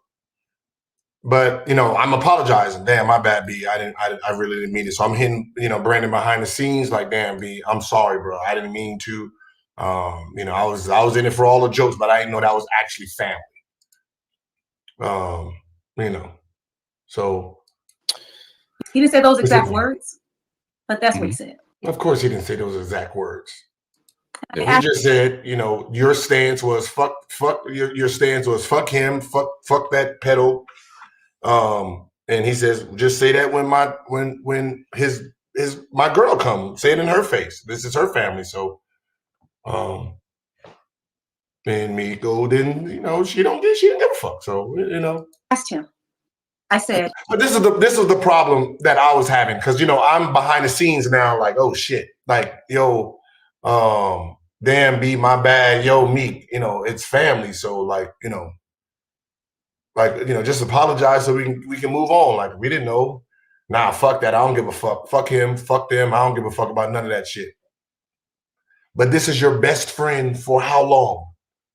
Right? So this is how you're gonna treat this is your best friend. So if your best friend is feeling some type of way, this is co-workers too. So that was my thing. Like, I don't give a fuck who it is. Like, I did something that you don't like, right? My bad. My fault. So that's what I'm trying to have it erased, trying to have it expunged, because it is your family. I didn't know nothing about it, but as soon as I found out, I apologized right then and there. Is Gilbert getting beat up too? And listen to this shit. He didn't say those exact words, but that's what he said. I asked him, I said, is Gilbert getting beat up too? Because I wasn't the only person calling him a pedophile. Why aren't you threatening Gilbert? Mhm. What's up? It wasn't just me. It was Gilbert. Because I apologized. Fuck, I apologized. I genuinely said I was sorry. I didn't know. That's why I apologized. When I found out I did something wrong to upset someone, I apologized. Human, I apologized. That's why. Hey, damn, my fault. Tell your girl, man, I'm really sorry. I did not, it was all jokes, and that's. But obviously, she want me beat the fuck up too. And all he kept saying is, "Oh, okay, yeah, yep, it's on, it's on. I see what it is. It's on. Can't wait till tomorrow. Can't wait till tomorrow." And I'm like, "Are you really threatening me in the work group chat?" And he goes, "You can call it whatever you want, but if you played a stupid game, now you're going to get a stupid prize." Yep, that is something we've heard on episodes after that. That is a quote they've heard. I think it's exactly what play stupid games, win stupid prizes. Yes, that was attack at me. Every time you heard that, they're talking about me. Rashad started to repeat it as well. Play stupid games, win stupid prize. So it was like a threat to me. And so when this happened, I called the producers. I was crying because, again, I know Brandon. I know him. And without telling him. She was crying? Are you crazy? You was putting out hits. What are you talking about? Hold on. I was crying. You put out a hit. I'm sorry. I'm sorry, but shit. This motherfucker put out this fucking John Gotti over here. Hold on. I think I erased the person's name, but we got DMs, motherfuckers. Hey, yeah, tell your girl to show up tomorrow. Like, hold on, man. The hell no. Wait, no, we got DMs like motherfuckers telling Brendan, tell your girl to show up tomorrow. We gonna see. We gonna whoop her ass. Like, no, dead ass. Hold on, y'all. I know I got. Hold on. I forgot to download some of this shit.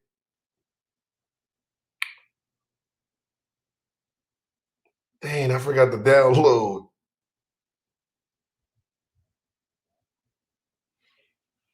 Hold on.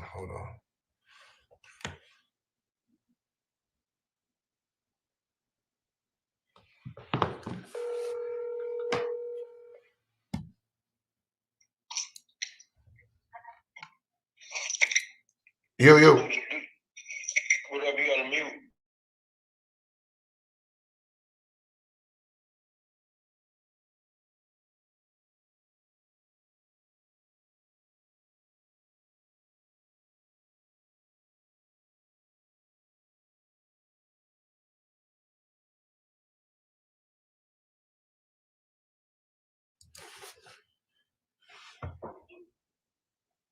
Yeah, I forgot to download that. Hello. Yeah, but she sent out. Damn, I hope I have it. Yeah, she sent out she basically DM'd all her friends, and all her friends was DMing Brandon, tell her to bring your friends tomorrow. She crying. She was putting out motherfucking hits. That's what she was doing. Telling Brandon if his girls show up, they're gonna beat the fuck out. That's what was going on. Anything else? I felt threatened. I was worried for my life. I was worried that I was going to be harmed. So I called the producers and I told them that I thought Brandon should be fired. You know the funny part about it? Y'all know who showed up to work tomorrow the next day, right? The motherfucker who was scared for her life. The person who was scared for their life showed up the next day. She had her own motherfucker plan. I'm scared for my life. I'm crying at home, but she was at work the next day. Who didn't show up? Hey, let's see who didn't show up since she was scared for her life. That's the only problem. It's that fucking fake victim bullshit. Yeah, let's go. Let's see who showed. Let's see who showed up. It will be August 9th. So it happened August 9th. That means August. I don't even know what the fuck August 10th is. Hold on. Let me see. Right here. Boom. Let me make sure. August 10th.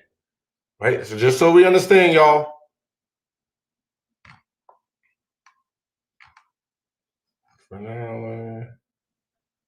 So this is the episode where everything erupted. This is the next day. Let's see who on the couch.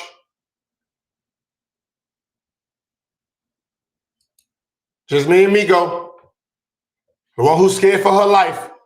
She showed up to work the next day. There's no Brandon, because Brandon's getting threatened in the in the DM. Yeah, show with your girlfriend tomorrow. We're gonna see what happens.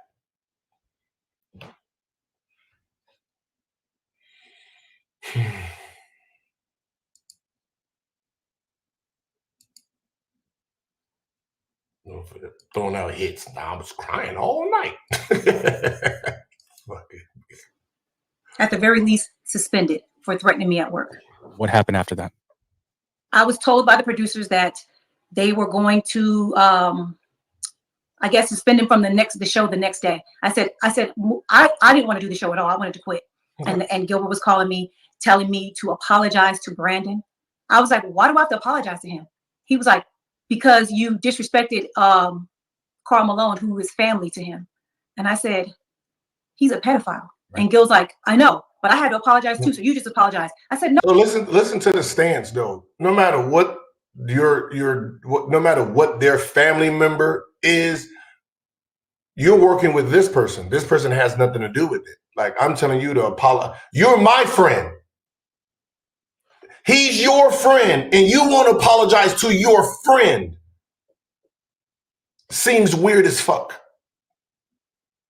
I don't care who your family member is. If something happens and I pissed you off or made you feel some type of way of my comments, I'm going to apologize as a friend. Doesn't change my stance, but as a friend. This is not like we're arguing about just some regular, like this is someone's family member, right? And they have some type of way. And I'm saying, can you just apologize to Brandon and, whatever your stance is, like we said it on air. That's not our business. No, why did you apologize? He goes, because I want my show. Because I don't want this to ruin my show. I need my show. How the fuck is that going to ruin my show? So just apologize so we can move on, so we can move past this. I said, you want me to apologize to somebody that threatened me? And he was like, yes. And I said, I will not apologize. He was like, well, I'm going to tell him to apologize to you too. And the apology came in and it had a but in it. When you apologize, you don't but. And Brandon also told me I needed to apologize. And I'm like, I never responded to the apology. And at 58:50, what this time is? So Miko, because Miko's whole problem with me was, do I have me and Miko's text messages?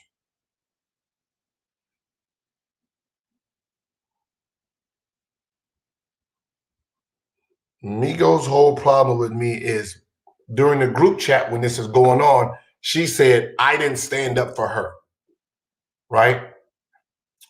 The black man didn't protect the black woman. She used that in the group chat, right? And I'm behind the scenes like, yo, B, can you just apologize? First of all, can you apologize to the chat for, the comments you said? And then can you apologize to her? So he apologized in the chat. Yo, I'm sorry, chat. Boom, boom, boom. Because they have each other's fucking number. So I apologized to her. I had him apologize to the chat because there's white folks in there.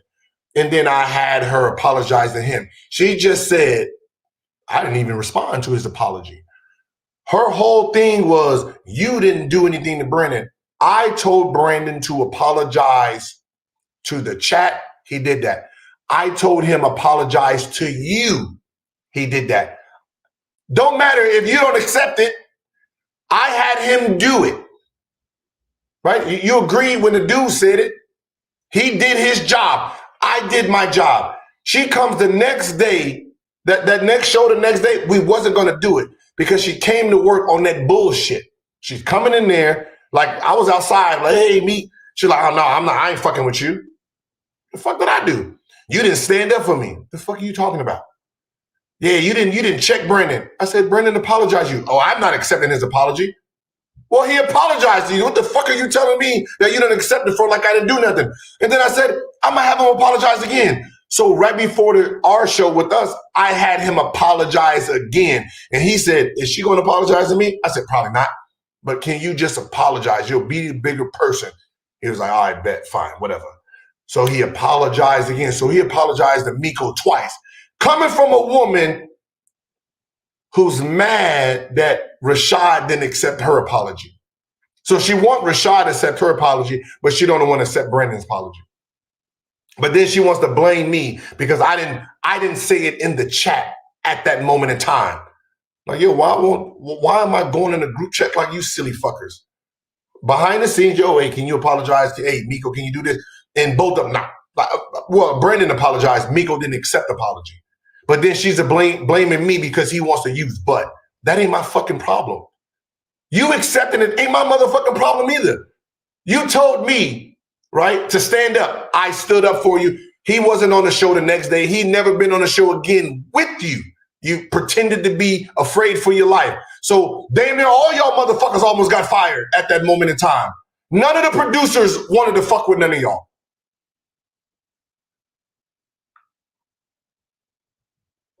Just to get the fucking record straight.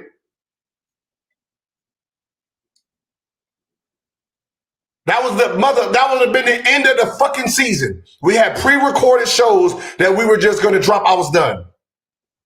In the season right now. That was the mode I was on.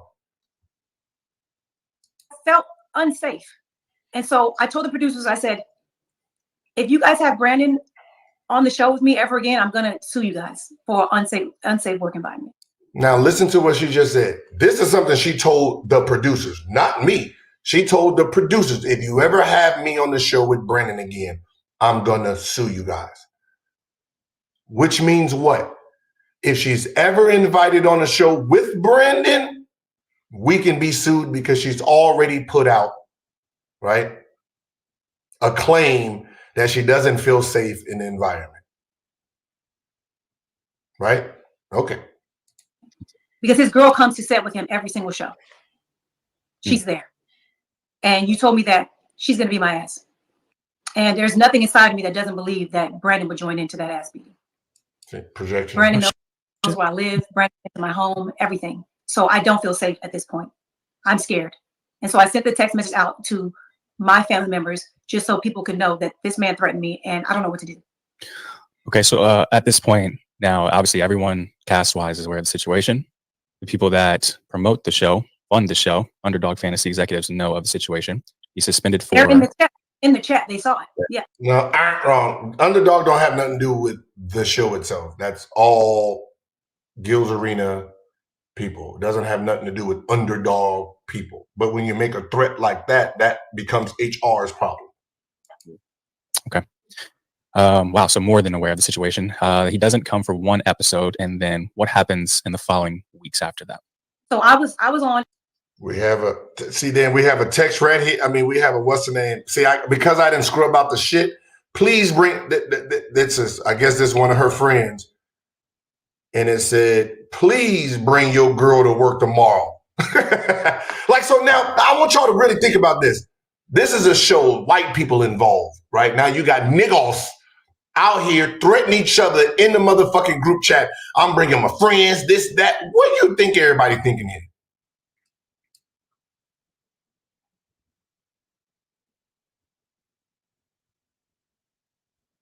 What do y'all think is like, what do y'all think is happening? Like, she's saying she's bringing people to Gills Arena tomorrow. Like she's bringing her friends, and if he brings his girlfriend, they gonna jump the girlfriend. Like this is a fucking show. This is.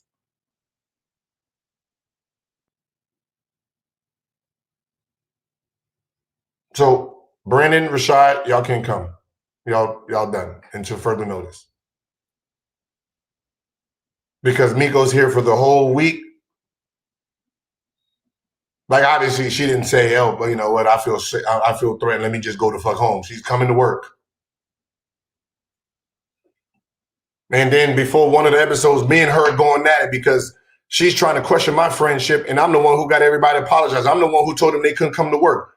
That's me doing that. You don't feel that's me doing that. So I'm like, I don't like the mood you got me in. I can do pre-record. And then she convinced me, nah, you know, I'm a professional. Let me do my job. And in her eyes, it's okay. You can do your job. Then let's fucking shoot. And you didn't even notice we was beefing. Every other week, so I would fly in 2 weeks out of the month. So that was a Wednesday show. So the next day I did the Thursday show, and it was so bad. It was so bad. Like, I can't even believe we did that show. Me and Gilbert got into like they were counting us down to go live, and me and Gilbert were like damn near nose to nose arguing on set. She was in the same spot her ass was sitting in. That was where I was at. Yeah. To the point that he like yanked his mics off. He's like, "I'm not doing the show today. Cancel the show today." Because I was saying to him that I don't fuck with him. I said, "I don't fuck with you. You're not my friend." I told Josiah, "I don't fuck with you either. You're not my friend." I told all the other black men that were in that group chat that were on set, "I don't fuck with none of y'all. You guys saw him threaten me, and you said nothing, and you did nothing. The reason that I'm at work is because I'm a professional." But so if we did nothing, where the fuck were they? Because they were scheduled to. Why is he apologizing if we did nothing? We did nothing. So where were they at? Why they didn't come to work? Because we did something. But it wasn't to your liking.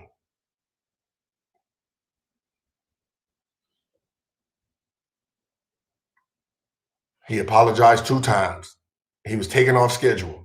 You came to work, right? And when you came to work, what did you do?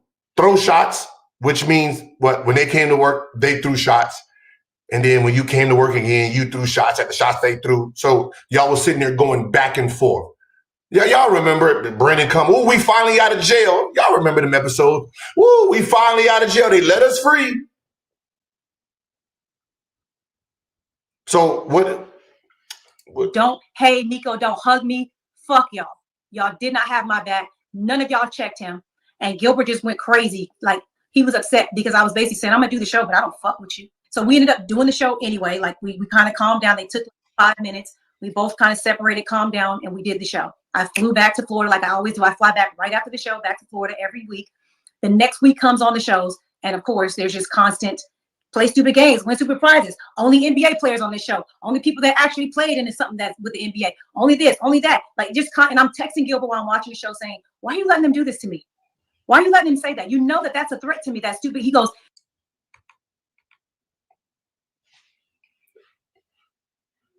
Listen to this. Now you can see what my motherfucking problem is with my friend. Let's hear it. Let's see if anybody catches it. That actually played in something that's with the NBA. Only this, only that. Like, just and I'm texting Gilbert while I'm watching the show saying, "Why are you letting them do this to me? Why are you letting him say that? You know that that's a threat to me. That's stupid." He goes, "I don't know, Miko. I'm just not going to get into it. I'm not getting in it." She's watching the show, texting me like I'm motherfucking on my phone, texting her back. Like I'm doing a motherfucking show. Like I'm watching it, you watching it, you in the fucking bushes. Like, I don't know what y'all got going on. I don't know the shit you saying. I don't know none of the shit. I'm doing a motherfucking show. And then I get to my phone after to hear your fucking complaint. Now I got to remember the stupid shit they done said.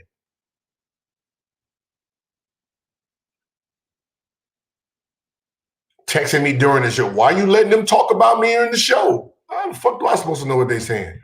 Play stupid games, win stupid prizes. How the fuck do I know that's supposed, like, what? Like at this point, nobody wants to be involved. I don't want to be involved. Like, remember, Kenyon is just coming here. I'm begging Kenyon. If you notice, Kenyon didn't come on until that last 2 weeks. Like, I'm at, yo, Kenyon, can you please come? Like, please do some of these days. Let's get this fucking shit over with. That's why Kenyon was so active at the end of it. Not getting in it. I said, "So you're just going to allow them to keep threatening me?" And my family's watching now. So they saw the screenshots and they're like, "Oh, he's still threatening you." And I'm like, "I know." and they're not doing anything about it. So my family was like, let us beat his fucking ass. And I was like, no, because if you do that, it's gonna look like I asked you to do that, and I didn't. I don't. Right. Do not touch this man. Don't touch him. I'm not going to jail for nothing y'all did to him. You have a no from me. I had so many of my male friends asking for my permission to beat Brandon's ass, and I said no every single time. And then that whole week went, and then I came back for the week afterwards. I did that show, and that's when I kind of aired out Gilbert. And I was like, you just gonna let them keep disrespecting me? And he did. He allowed them to proceed disrespecting me until the show ended for that season 1. Oh, hey, Kenyon. Hey, I'm glad I'm here with a real man. What? When you did that shot, who was that? Who was that at? When you was doing that shit, right? So you see the problem here? She do a show. Hey, I'm glad I'm here with a real man now. They hear that when they come on, they throw their shots. So I'm telling both groups, can y'all just fucking please stop already? Let's just stop. They saying, yo, if she keeps throwing shots, why can't we do shots? She's saying, yo, they throwing shots. Why can't I? It's like the fucking chicken and the egg shit. They're both irritating at this point because neither one is like they acting like this shit. Like she's acting like it's not filmed. Like you just can't go and look at the shit. This shit ain't erased. Like this shit ain't erased. Like you acting like you acting like that you wasn't doing nothing. You're saying shit. They're sitting back like, oh, look at this shit. Then they say something. You go, oh, why did you get to throw shots at me? And then you come on. Oh yeah, I got real man. Bitch ass niggas, real man. I got fake. You got real clothes on. And then obviously, then they gonna say something. So we're trying to have both of them stop to the point where, hey man, we're just gonna find people, man. We're just not gonna have you on the show. Both groups. That was the end of August. Yes. At any point in time, was it clear that you were leaving the show? And if so, was there, or were you approached by Gil, the team, anybody for you to come back to the show? So the only person that I had communication with was Gilbert. I didn't speak to anybody else after that. Get the fuck and out. I told Gilbert. You just said you spoke to the producers. You said, have you noticed all her conversations is with the producers, not me. She's talking to the producers. I'm going to do this. I'm going to do that. She's talking directly to because that's who she dealt with. She didn't deal with me. That I wasn't coming back for the show. And he was like, don't say that. Like, no, like I need you. And I said, Gil, you don't have my back. I don't feel safe. How weird is it going to be that I can't record with Brandon? Like, that's just. That was her problem. That was her problem, right? Because Kenyon said, listen, this is what we'll do. I'll record with Brandon and Rashad, or just let Rashad and Brandon record together. And then I'll record with Miko. So if you see, like towards the end, it will be Kenyon and Miko because they were the offset of each other. So it'll be Miko and then Kenyon. Miko, then Kenyon. And then we had to schedule Kenyon with Miko. And I remember like the reason it was just me and Miko is because Kenyon couldn't show up because Kenyon was in Mexico. I'm like, yo, so I called Kenyon. Hey, Kenyon show up? He's like, fuck, I'm in Mexico. And then I said, I hit Lexi. Lexi wasn't. And then Nick didn't answer fast enough to get on the show because I didn't just want just me and her on the show. So I was trying to sit there and pull strings just to get these episodes so we can get to the end of the season. Weird. I don't even feel safe, like at all. I'm scared that I'm going to come to the show. I'm leaving. You know, some bitches are going to try to jump me, do anything to me. And I'm not pussy or nothing. Like, I can fight, but like, I don't like, I'm 48 years old. Like, what I look like fighting at this age, you know? Yeah, that's weird because this is weird. 48 fighting. This is not nothing about a shot at her. This just shows friendship. We're in Tacoma. And, you know, that's when, you know, Mr. Isaiah Stewart, right? That same night, Miko gets in a situation with a white girl in the club, and Brandon had to get her and pull her out of the club. Her friend, right? 48 fighting in the club. So he had to pull her out and just. Over Karl Malone being a pedophile. It was weird. Right. And so I told Gilbert, like when the very last episode aired of the season 1, I texted Gil and I said, you know, great season. I enjoyed myself, but I think it's best that I don't come back for the show for season 2. He called me. We were on the phone. Let's see. Let's see what you actually text. Yeah, but, you know.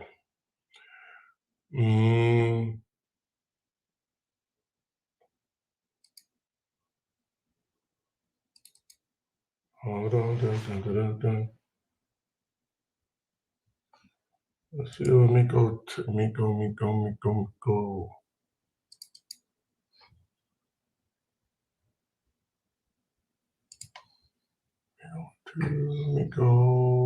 8.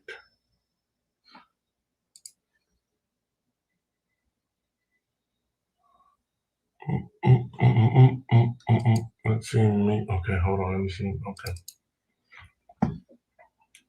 Let's see, Harry. Let's see what Miko wrote.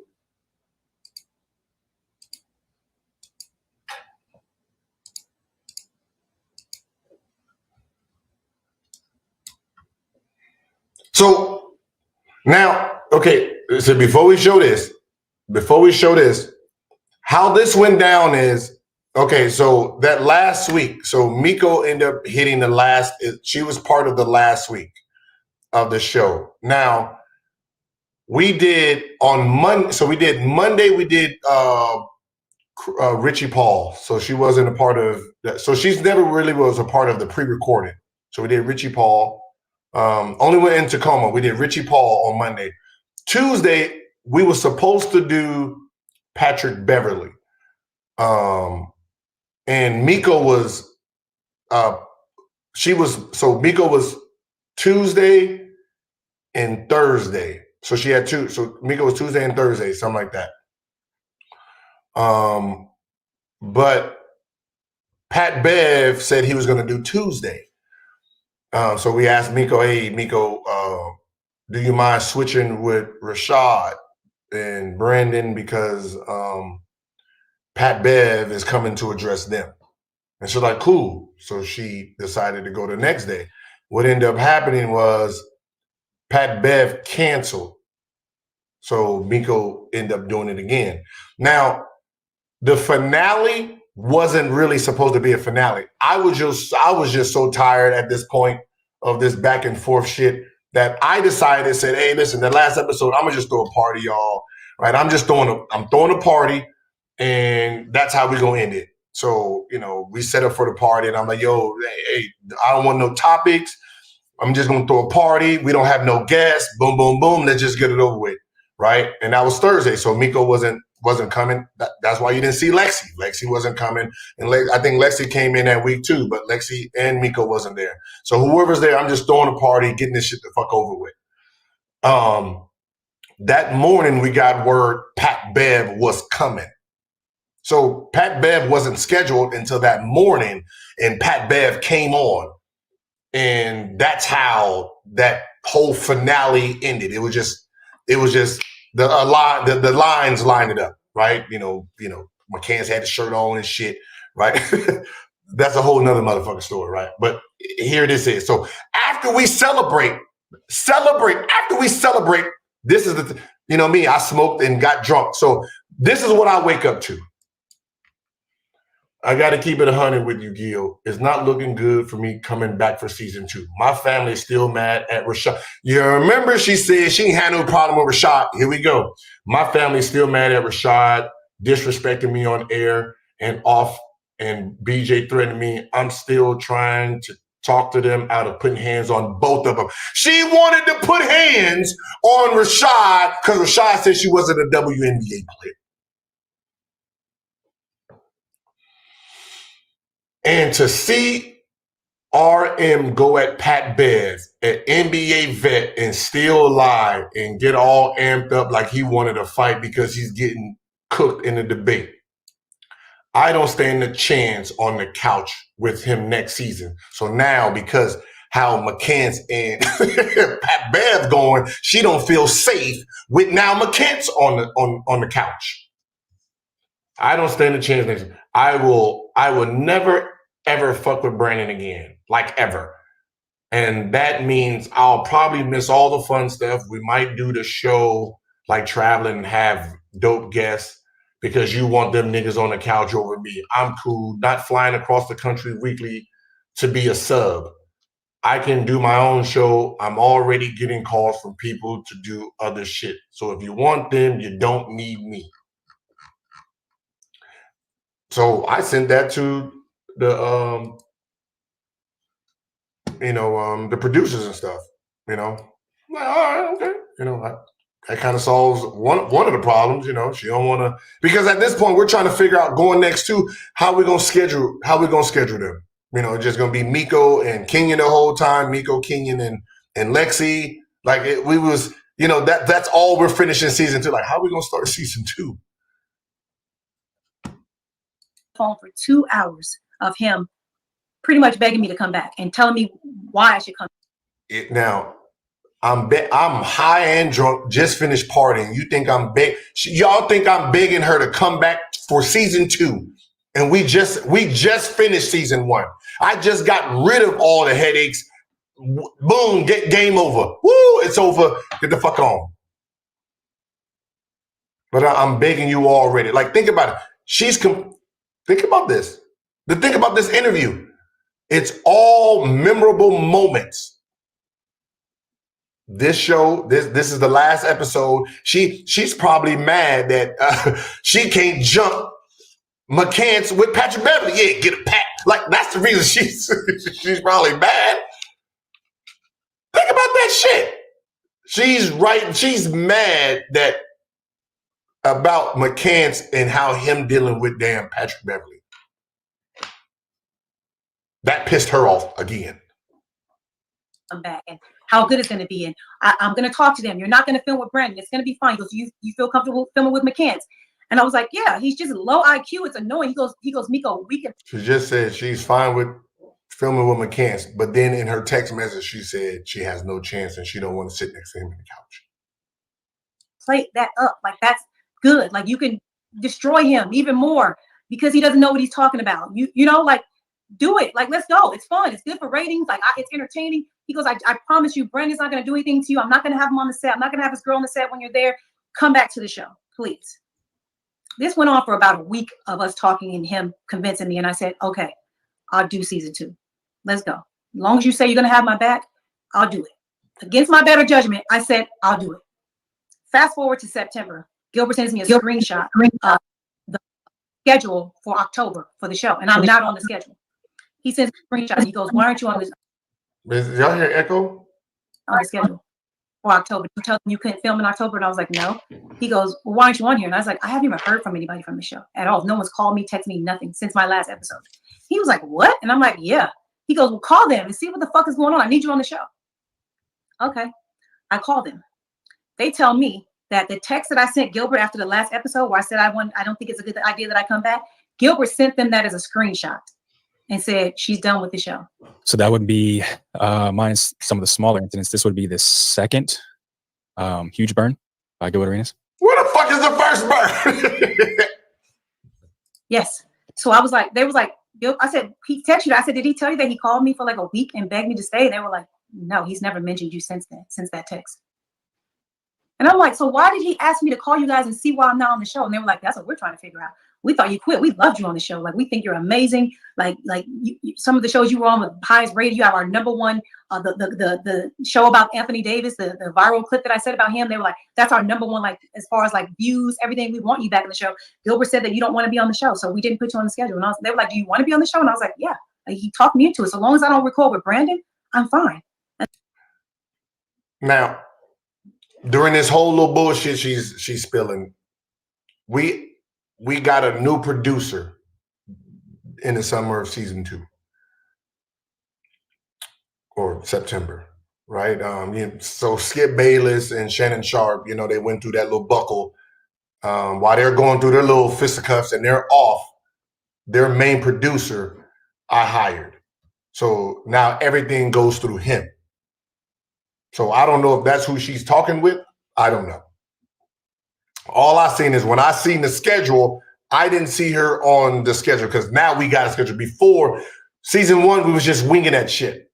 Season 2, we had structure. So going into season 2, we had structure. So we know who's here. And I'm like, okay, oh shit, we got at least. I'm over here like, oh shit, we got we had Tina Thompson was up there, and I'm like, oh shit, we got Cheryl Swoop. Goddamn. Right? So I'm seeing all these people like, okay, where's Miko to see if to make sure the new person didn't have Miko and Brandon. And then I was like, yo, where you at? Did you tell them like what's going on? Like, I don't know. So I sent it to her, my friend, sent it to another friend. And they were like, okay, well, shit. Well, October's already set, but we're going to have you on in November. And I'm like, okay, cool. Moved on. I called Gilbert. I said, why did you send them the screenshot of me saying I quit the show, but then you didn't follow up and tell them how for a week that you talked me out of it? And he was like, because I got other shit to do. I can't be remembering this little petty shit y'all be going through. I got shit to do. I got other shows. I got a fucking family. I got kids. I got to train. Like nobody got to sit here for a tit for tat. Jesus Christ. Okay, maybe I dropped the ball a little bit on that one, but shit. oh, is that why you're not on the schedule? And I'm like, duh, Gilbert, like, what the fuck?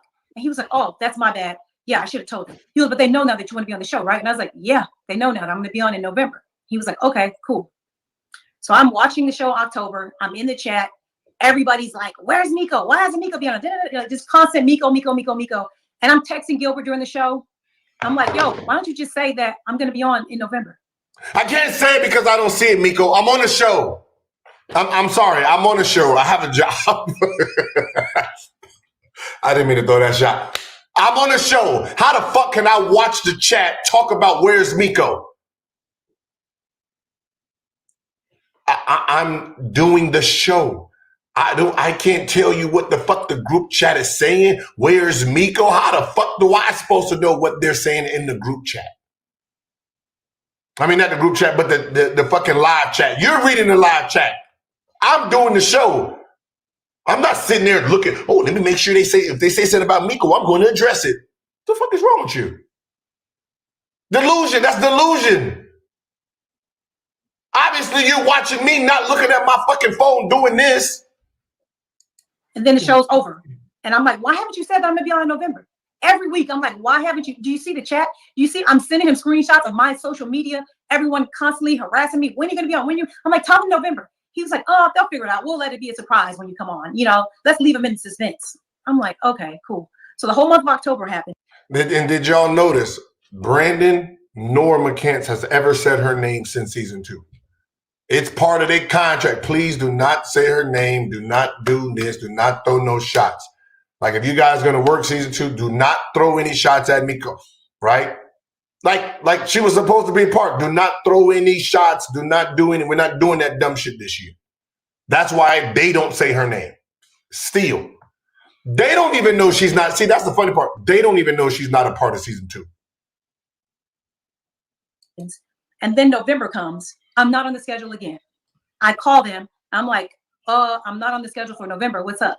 And they're like, oh, well, we didn't have the budget to fly you out. It's interesting. For November. So we're looking at December. I know that was cap. So I'm like, okay, that's stupid. But because you haven't even talked to me about budget at all. I haven't even been paid for season 1. And that's my fault because I didn't even turn the paperwork. Like I said, I do this for free. I would do this show for free. Do you do it for free or you would do it for free? It's 2 different things. I hadn't turned any paperwork to be paid yet. I just did it last week. So I was like, you haven't even asked me what I would want to be on the show. Why are you saying budget? That's a lot. We know it has nothing to do with budget. They're giving away $100,000 for a shootout.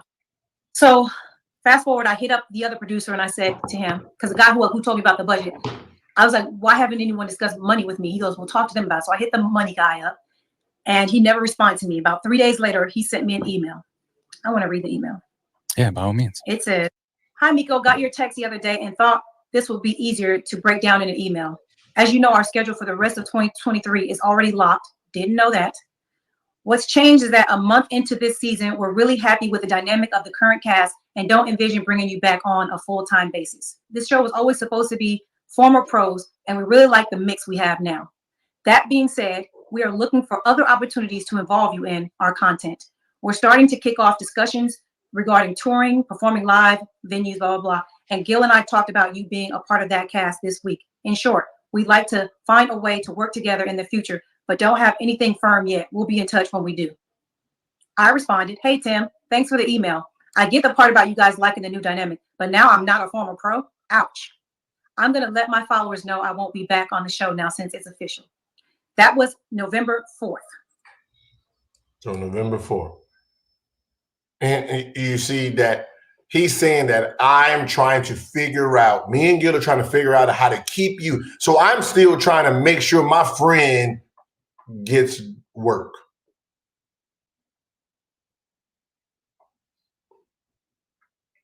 Okay.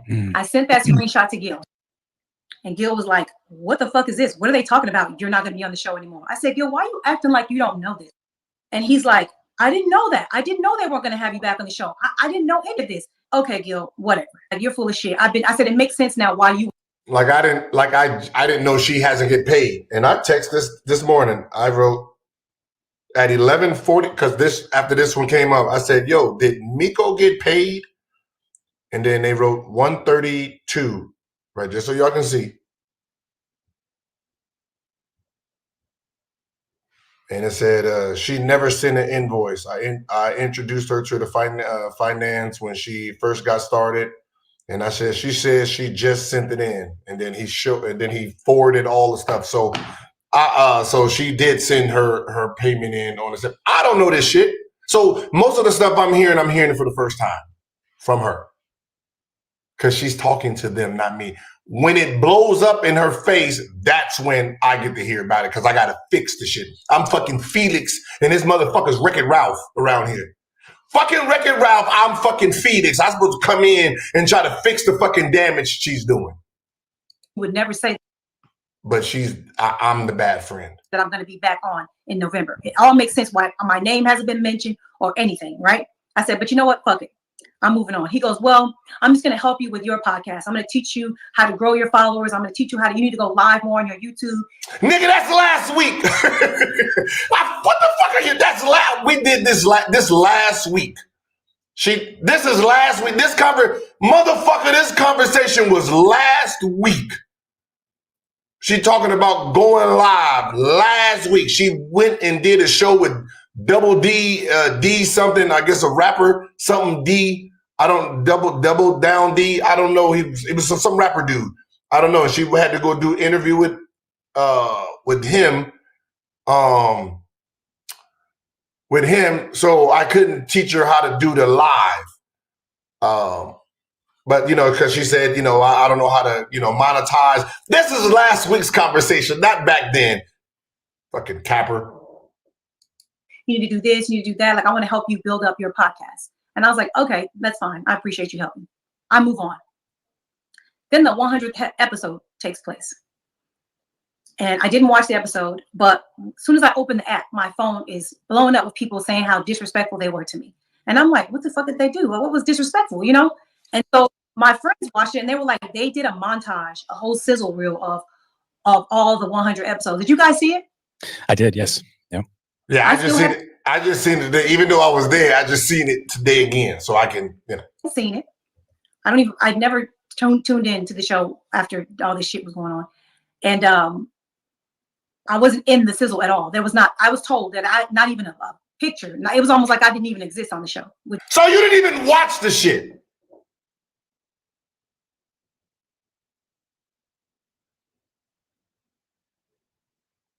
Would that be correct?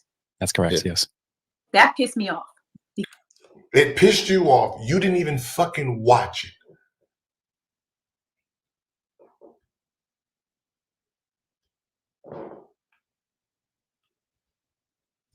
Because now you're trying to erase my existence of it all. And it also just makes me feel even more like, they just basically had no intentions of ever having me back on the show. And they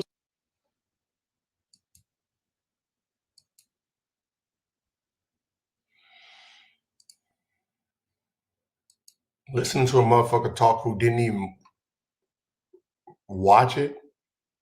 Like, I can say if you watched it and then you feel some type of way, but the fact that you didn't even sit. Yes. Oh, so you can see I had to pre-watch it. So let's watch it together. Welcome, Terry. What's going on with you, bro? Okay, hold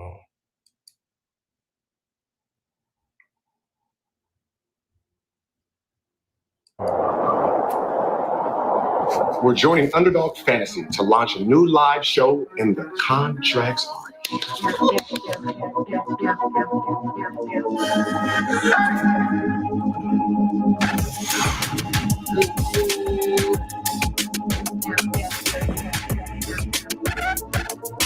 Welcome back to Guild Arena, presented by Underdog Fantasy. What? Dr. Curry, what's going on with you, bro? I'm doing fantastic. Appreciate y'all having me, man. Thank you for coming. This is how you come on the show. Like, a big fan of the show. Oh, we appreciate you. Thank you. Even though we talk a lot of shit. Welcome back to Guild Arena, presented by Underdog Fantasy. What? We got Trey Young with us. What's up with you, bro? What's up, my guys? Y'all doing all right? I'm happy to be here. I wish I had the jumbo shot right here for real. Welcome to Guild Arena. My Adidas comrade. What I can say is I do respect brutal honesty. If they're honest with me, I know what I need to do to fix it. What Gil had, he was the underdog. So when he became the top dog, that underdog was his foundation. It never left. Right. Are you the best point guard ever? Yes. Yes. With me and Magic, that's the conversation. Like, Gilbert was like one of the first NBA bloggers. Agent Zero. The angle you spoke at it, it wasn't like disrespectful, but it was funny. And then I remember I remember feeling some type of way like wait, am I missing something here?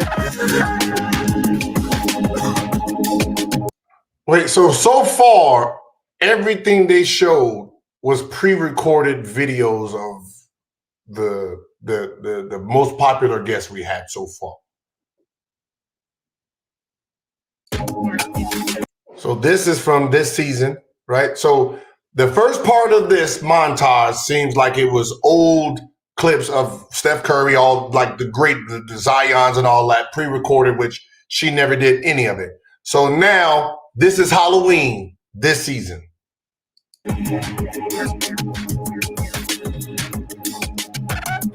Oh, man, we talking sports. Black couch. I'm with the Brooks. 100,000%. What's Black couch. On with the Spurs. Yeah, I'm not fucking with the Spurs, man. What's wrong with the Spurs? Fucking with the Spurs, B. I'm not going to put that out there. No, you recanted that. I did, didn't I? Hello, everybody. This is Cannon, guys. So this is last week. Oh, it's new? Yeah, I got him like 2 days ago.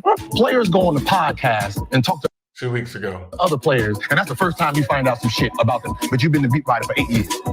They never ask the right question. That's why they got to come to Guild Arena, presented by Underdog. Like it's like what was your question again? 3 days. 3 days of me knowing you. This generation is over, bro. Take me somewhere else. Get me out of here. Let's just start there. Right there. I'll support Guild Arena. Help us really get to the top. We were number 4 previously.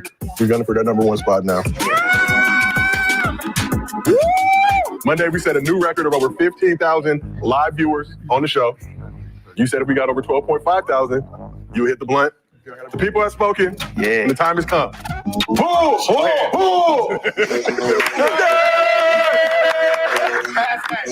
Can you verify? It's like outdoor. Welcome to the family.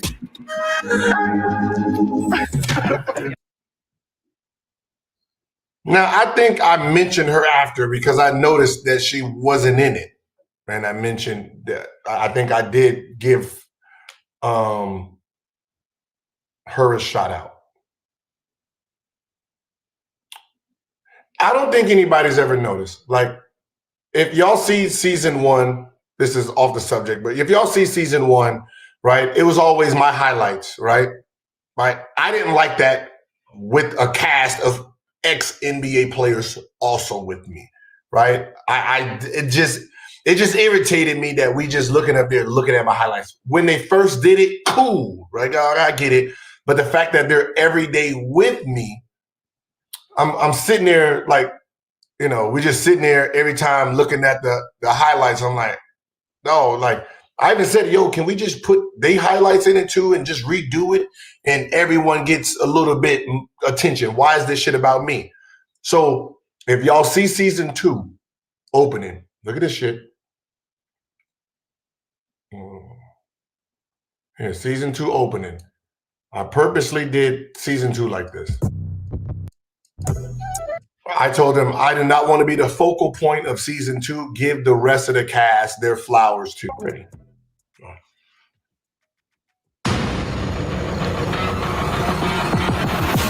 So y'all see the back of my motherfucking head, That's it. I think that's the only. This is the only part that you see me in it. Is this part? We talking about flashing lights, baby. Flashing lights everywhere. Niggas was saying shit about me. They didn't even fucking know me. This is my story. This is what I was doing when wasn't nobody looking. Y'all don't know what goes on in practice or the locker room.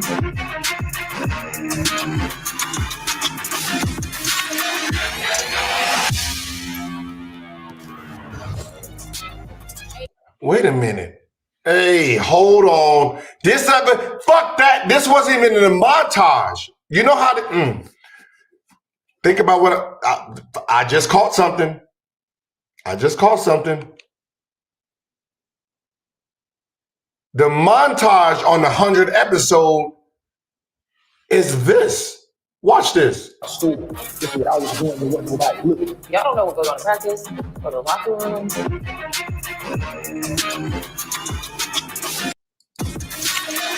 Right here. This is part of the montage. Hold on. Look at this. This is all the scenes from the montage.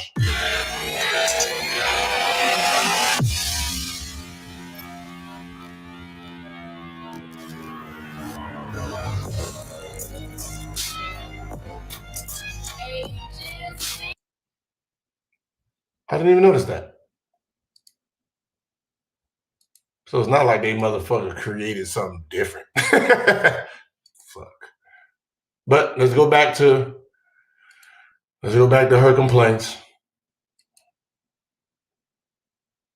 Because I got more evidence still of some other. And they just didn't have the balls to say it. So I sent a screenshot to I made a group chat with the producers and Gil, and I said, "You guys hate me."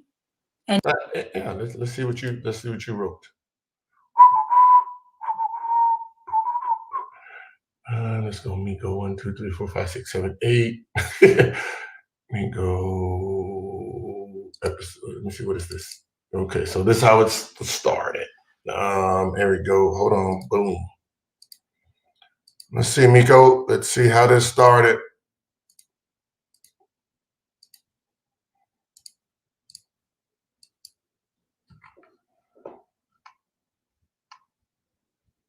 So whoever whoever threw the corner podcast, y'all are fucked up. y'all's fucked up. So she wrote. So I guess whoever sent her the DM. See, this is the problem. She don't watch shit herself. She just somebody say something and then she just goes bananas. There you go. That's dirty work, Miko. How Gil Arena basically left you out of the 100th episode highlight montage. You contributor should be recognized, acknowledged. So she group chatted. Y'all hate me. I'll take the okay. So I guess she wrote this Thursday 4:42. So this is after the show, after we done finished celebrating. And then 6 a.m. I'll take the silence as yes.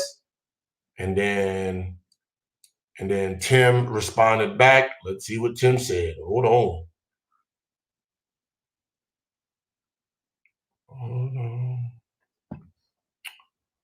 How do I go to the next slide?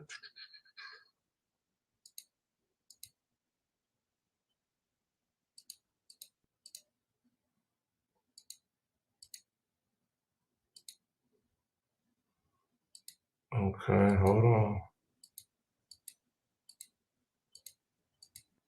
Yeah, I got it. You see, I got every damn logged in. Where's the first part? Wait. You text this on us. Okay, so we're celebrating night. You're trying to hold on. God damn it. Hold on. God damn it. I thought I had this. Celebratory night. I'm on. Where's that?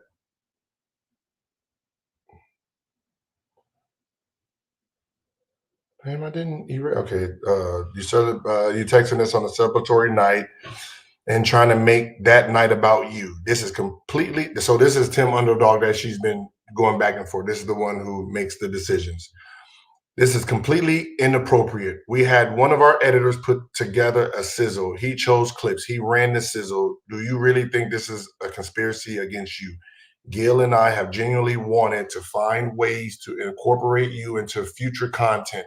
Your judgment to make this insinuation is the moment makes me not to want to work with you again. Miko, according to Gil, I will not be working with this show in the future. First of all, didn't you say he texted you and said you wouldn't be a part of the show?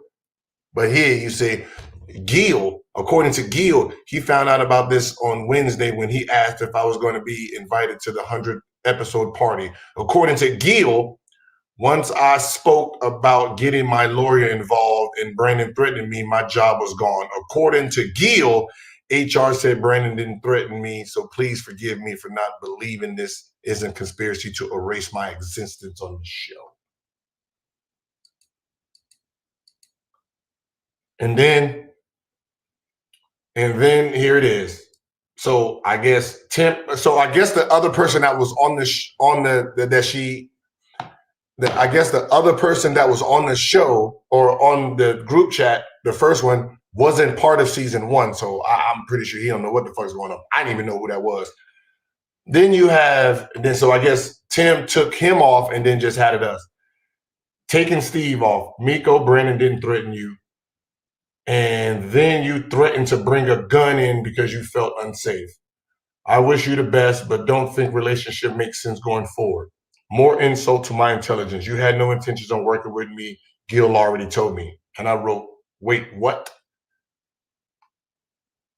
Because I never heard that she was talking about bringing a gun. I don't know.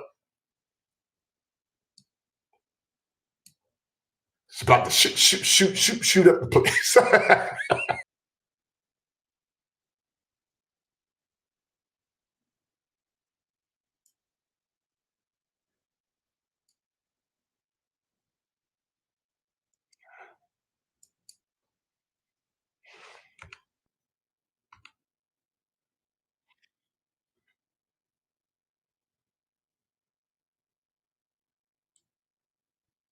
So now think about this.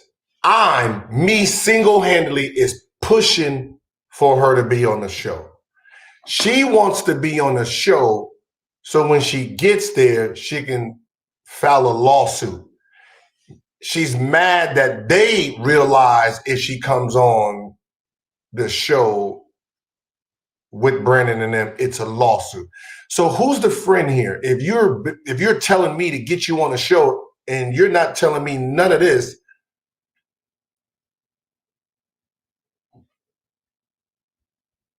wouldn't you be the fucked up person?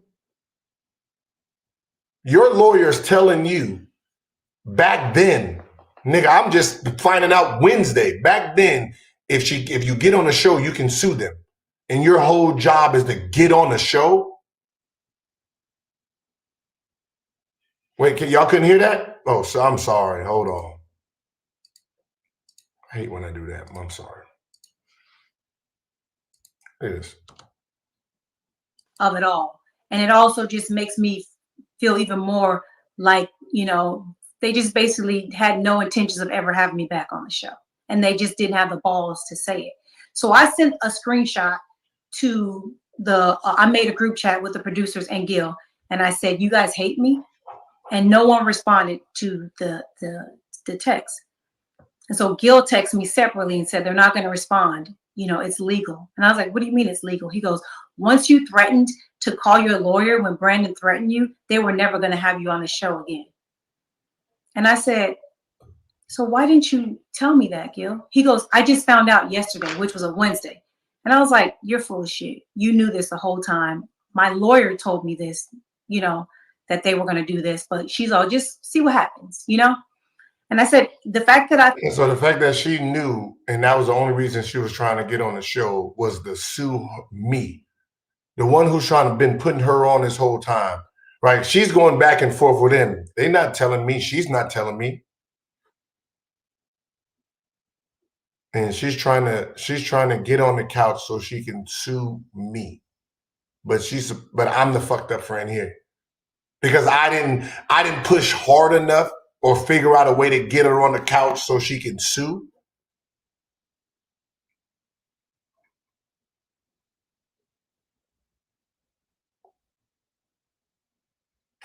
Like, we're still asking, what the fuck did everybody else do first? You have been the Wreck-It Ralph the whole time.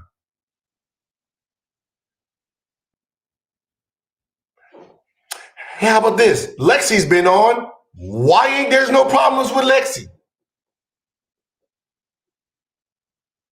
She's not an antagonizer. She's not picking on people for their own enjoyment. I thought you were my friend and that you would tell me, like, why would you let them egg me? Hey, I'm gonna show you this is what type of person she is. Just so we, you know, we catch. I catch everything. I want y'all to hold on.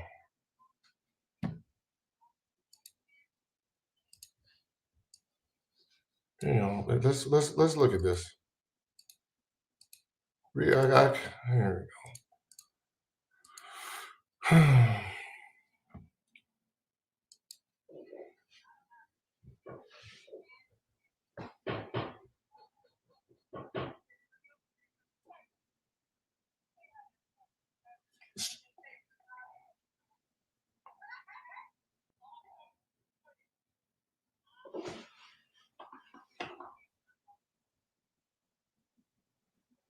She's proud of it. She's proud of saying that it all started because there's no sound. Damn. I'd be hating on the Bay. It all started when I busted him for wearing knockoff Jordans.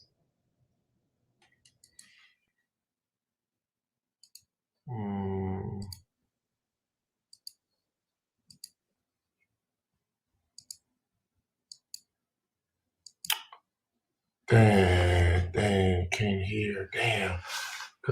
How the fuck y'all can't hear this one? Well, fuck it. She goes on the show bragging on. She goes on the show bragging about how it started.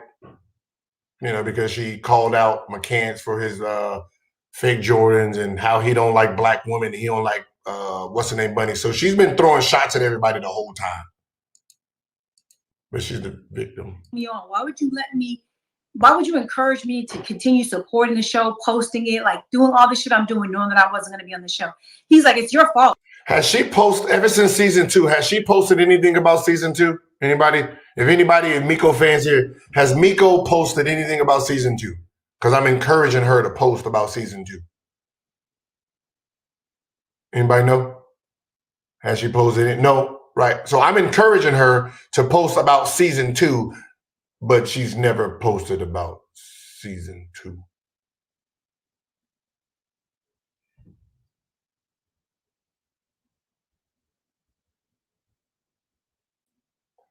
Why would she though?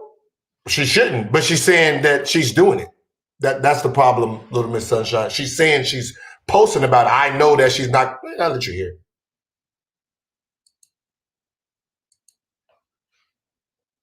And I said, the fact that I thought you were my friend and that you would tell me, like, why would you let them egg me on? Why would you encourage me to continue supporting the show, posting it? So she's supporting the show. So I'm egging her on to support the show and post about the show, but she never did it because she's not on the show. But she's trying to pretend that she is supporting and posting this show. She's just making it up as she goes. Yeah, like doing all the shit I'm doing, knowing that I wasn't going to be on the show. What the fuck did you do since season 2 started? Show us everything you did for season 2 that we wasted your motherfucking time is what I want to know. He's like, it's your fault. You shouldn't have brought up a lawyer. You should have just let it go. You should have just got over it. You caused it. And there's more. I sent you the screenshots, Darian, of what took place.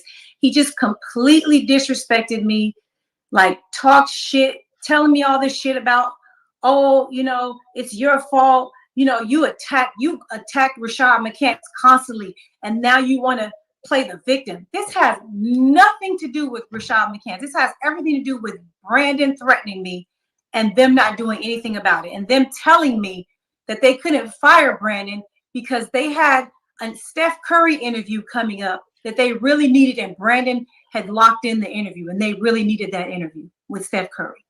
so they couldn't fire him, but told me this was a strike against him. We're going to reprimand him. We're going to tell him that if he does anything like this again, he's fired. The same thing they said they told Rashad McCants. If he, disrespected me anymore, he was going to get fired. And I said to the producer, I said, if you allow people to continue to disrespect someone and you do nothing about it, it continues, right? Right. Yeah, we know it. Yeah, we didn't do nothing to you, and you continue to berate him in chats on the show, behind the scenes. Like, yeah, we know what happens when you don't penalize somebody. It just continues. And so I was so upset with Gil, and I was like, you're so full of shit. Like, you're trying to tell me they told you on Wednesday that I was never going to be back on the show. But then what I find out afterwards is people told me that he said on the show, on the 100th episode, we're trying to find some, we're going to have Miko on season two sometime, this season or some shit like that. He said, I don't remember exactly what was told. Why would you say that when the day before they told you I was never going to be on the show again? Why would you say that on the show? You're trying to because well, you're my friend. Oh, we were friends, right? And because we're going to do shows on the road, and McCants. If you notice, most of the shows when we went places, McCants didn't show up, Brandon didn't show up. Like when we did Ice Trey Young, there was no other people, so we can still put you. I'm still trying to look out for you, stupid.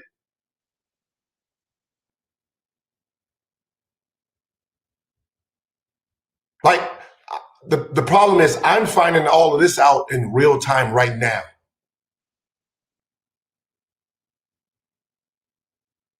Like this week I'm finding out. Like what do you mean?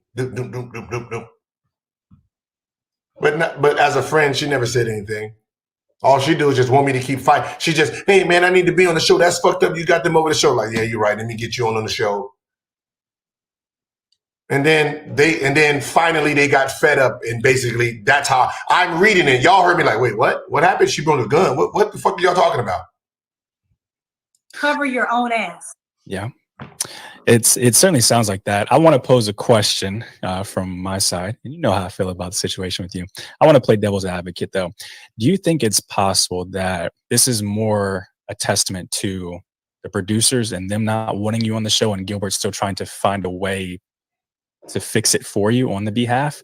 Or do you solely still believe that it is, just Gilbert fucked up this whole situation? I think that Gilbert found out that I was not going to be on the show anymore in September when he sent me that screenshot of the schedule. I believe that's when they told him. I believe. Now, do you think how I'm dealing with her, do you think I would have waited this long to tell her that she wasn't a part of the show? If they would have told me she wasn't going to be a part of season 2 when season 1 ended, wouldn't you think that would have been the best time for me to say, motherfucker, we're not having you back? The same shit was going to happen. She going to do this. What's the fucking difference? What is the difference? Why am I going to wait? Because at the end of season fucking 1, we wanted to fire all you motherfuckers.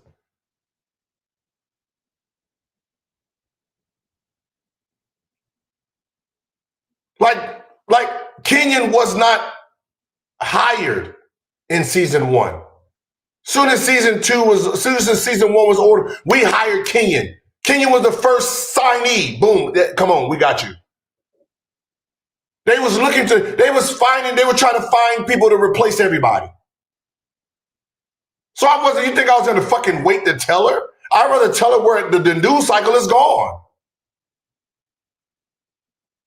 But to her, I knew this whole time, and I'm just tagging her along for my own shits and giggles. What the fuck does it matter?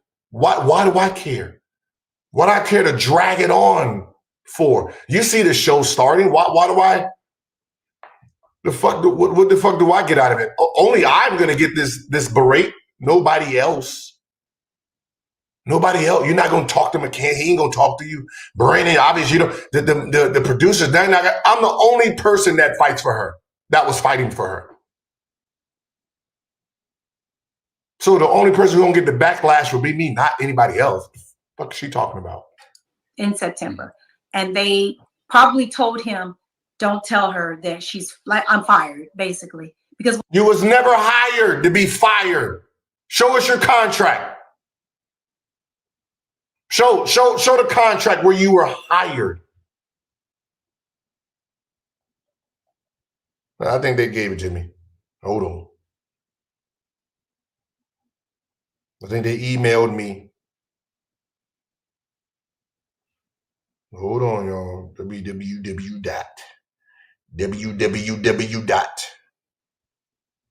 You know, them W's in the dots. Gmail.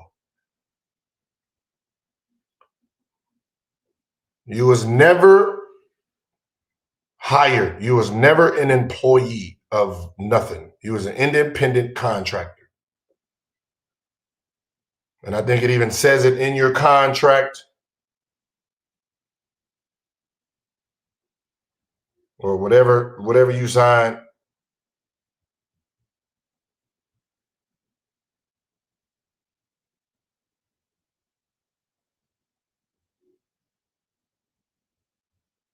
And this is why I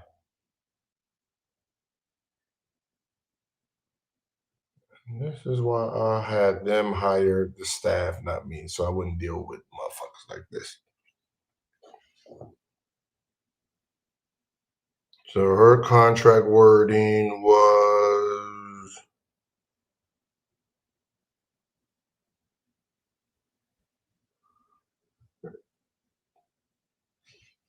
you are, no guarantee. Okay, so it was Miko contract. How we do whatever she got fee per episode, no guarantees on how many episodes that she's going to be on. She basically gets called in when she needs to be called in.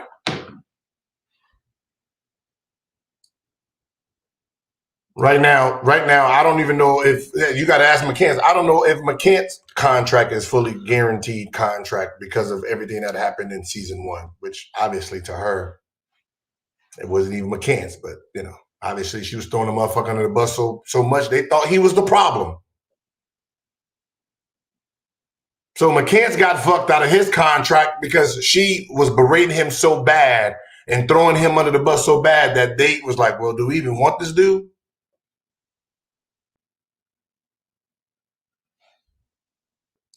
when I said I didn't want to be on the show anymore, I didn't. One person who's supposed to be a friend. Where's your friendship to me?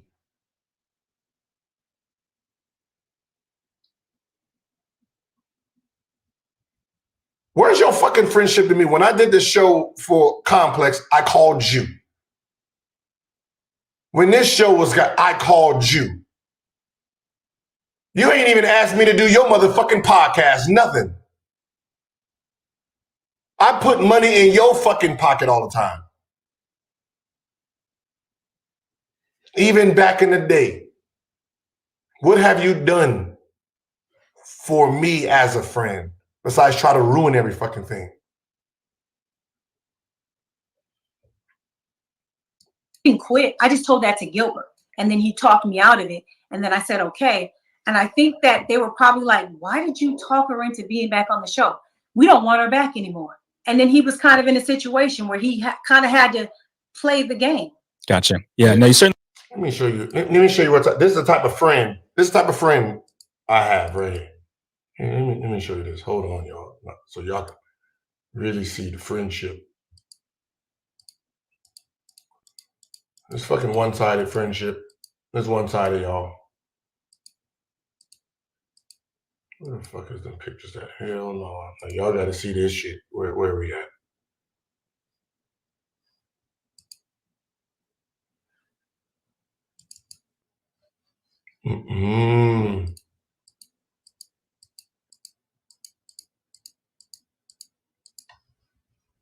Okay, let me. Now, yeah, I remember when I was doing that story with Isaiah Stewart. Y'all remember Isaiah Stewart, right? When I was trolling Isaiah Stewart,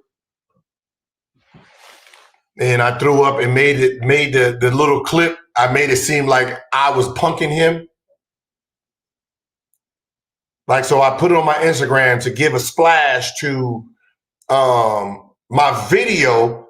I posted a clip, right? And then made it look like I was punking him, to get the splash. Let's look at what my friend wrote. And the winner for best capping by a retired NBA player in a hostile environment goes to Stop It, Gil. People saw what happened. Shit, I even have it taped.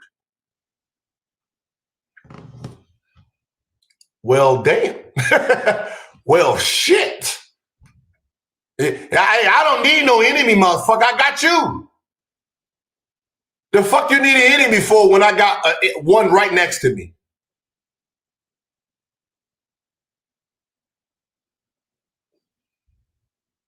Look at that.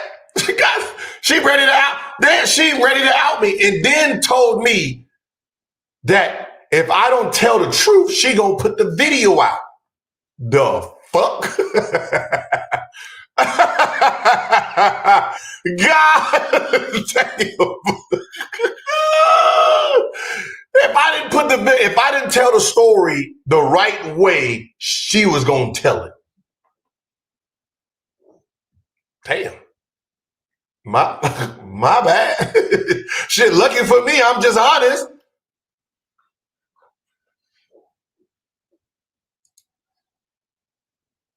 But we know what type of person she is, with the mess. She like the mess.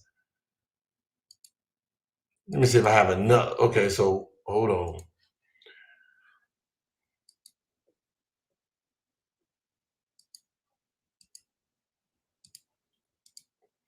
That's the type of friend. Really can't excuse the behavior in that aspect. I haven't been back here since the show because I don't trust Brandon. Like I come here by myself. So I'm always scared that when I come back in town, he knows my house. He knows the layout of my house. He spent the night in my house.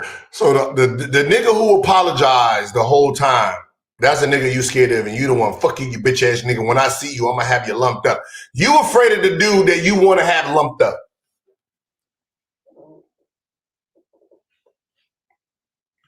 Not my business. Just he spent a lot of time here. So I'm always afraid that when I come here, that something's gonna happen to me, that somebody's gonna harm me, to the point that I asked Gilbert to help me with purchasing a gun, and he did. Have you and Brandon had any like? Yeah, that was so funny is that had the gun. You fucking liar. Now I want to call the gun dude because hey, right? Right? Hold on. Just hold on. Just because she said that, because basically, right, the way she said that, that means she had to buy the gun after this problem, right? Because she was so scared for her life. She had to get the gun after, right? Now think about it. I'm going to give her a gun to go shoot Brandon. That's okay. So let me hit the gun dude.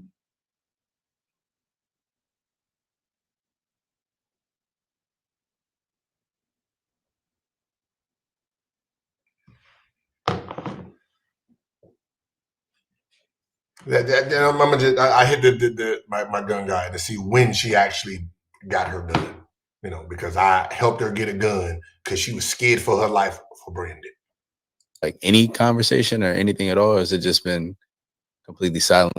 Silent, nothing. One thing I do want to circle back to real quick is... Of course it's going to be silent. Everybody's scared of you, motherfuckers. What the fuck is your problem? Of course it's silent.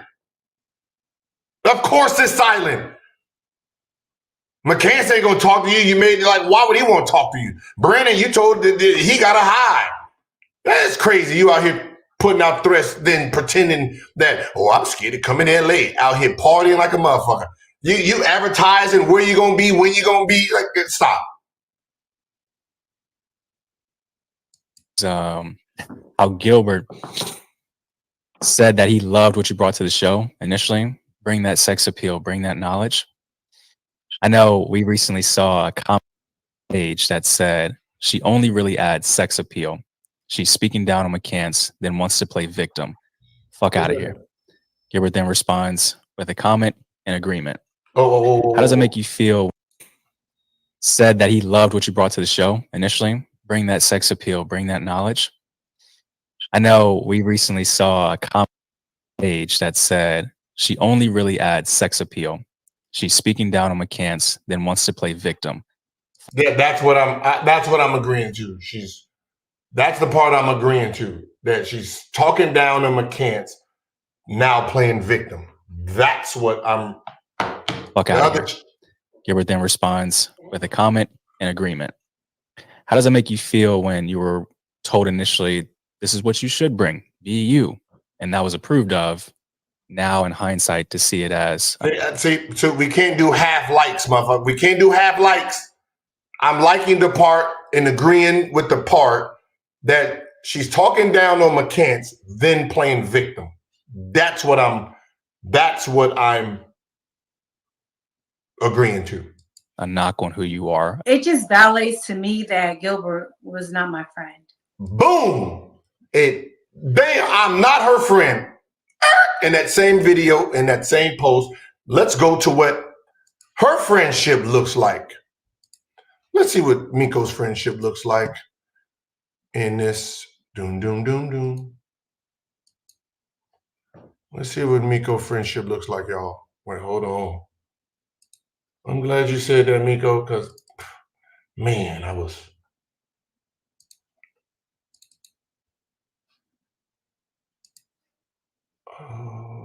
boom, boom, boom.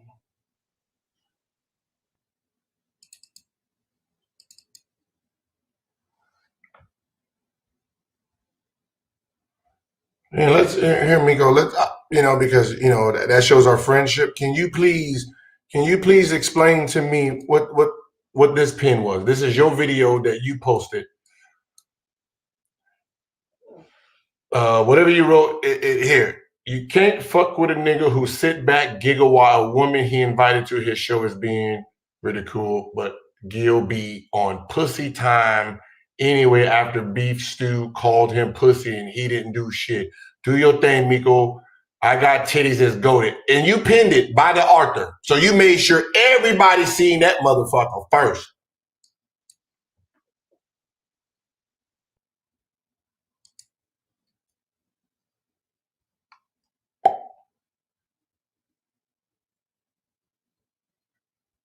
This is your page. You did that. You pinned it. Pussy. Yeah, this is you. Am I not your friend? See, if I'm not your friend, same shit.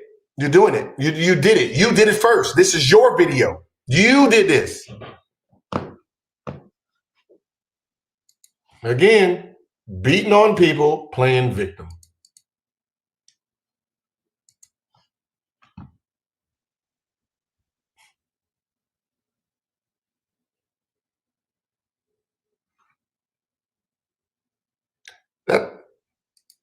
That's the problem here, right?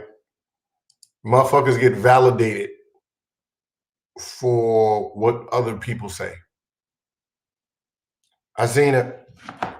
I went to her just to show you how tough talking, and then just here, let me see this. Let me go to her page real quick.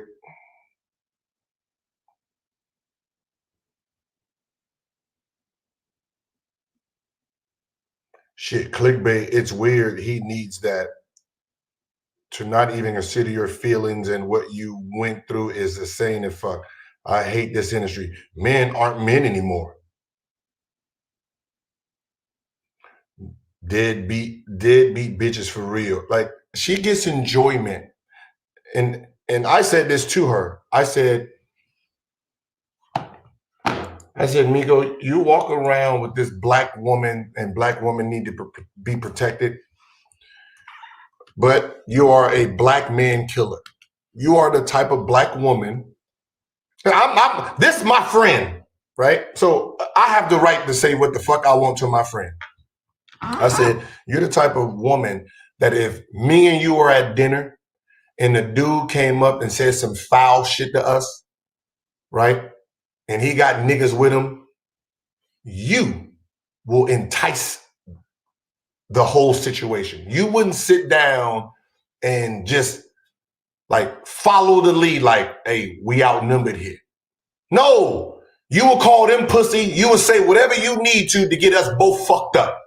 Now, the problem with me in the situation, like, yo, we out, we relax.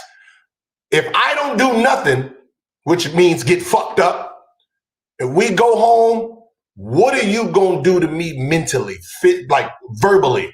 Oh, you a pussy ass nigga, you ain't no real man, you ain't this, you ain't this. To force me to go fight a bunch of niggas to get fucked up.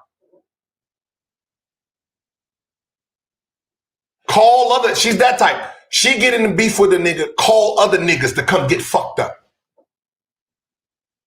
There's no winning with this one. She put you in a situation to make a decision that you probably didn't want to do. 4 niggas in here, hey, just like, let's just enjoy our dinner, get through the, nah, fuck that, what the bitch ass niggas doing over here? Nigga slumped over. Right? Dangerous situation. She keep running up in her mouth. Now nigga I done shot this nigga, now he did, one black man did, now I'm in jail. Boom, done.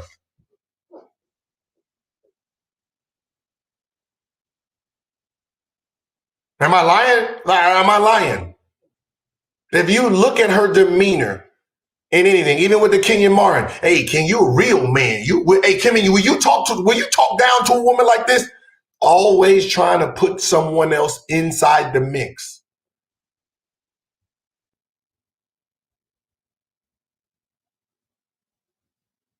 But you want to be protected.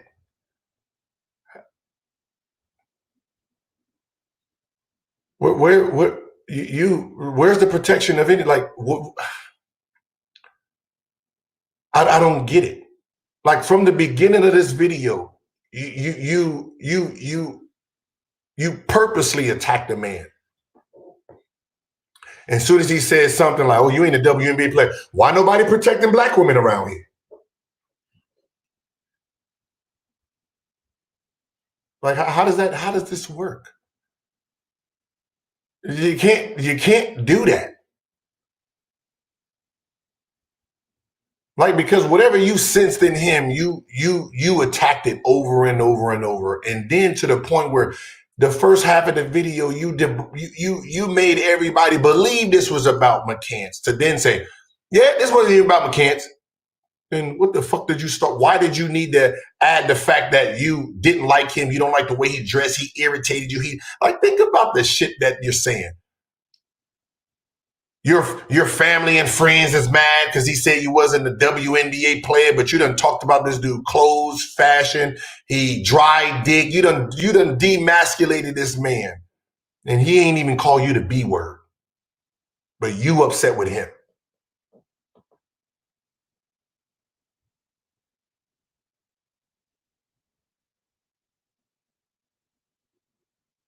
And then Brandon's situation, he said, hey, say that, have the same energy when my girl show up.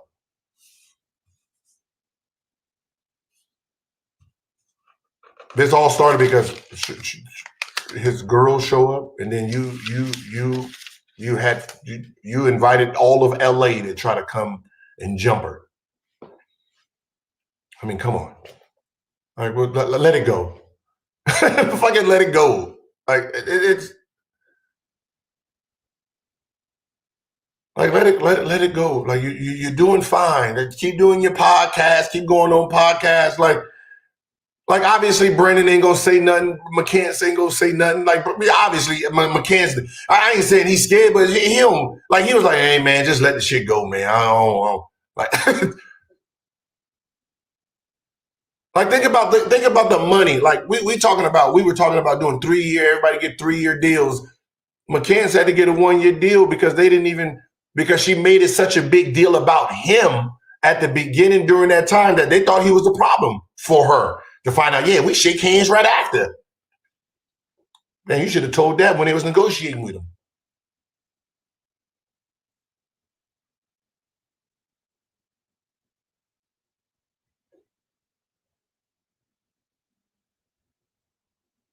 Like, I'm pretty sure most men in this chat, if y'all was McCants in the chat room, I'm pretty sure y'all would at least called her the B word.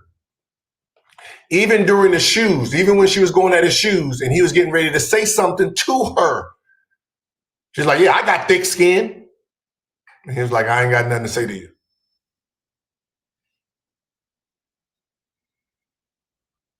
Right? So we see who has the actual restraints.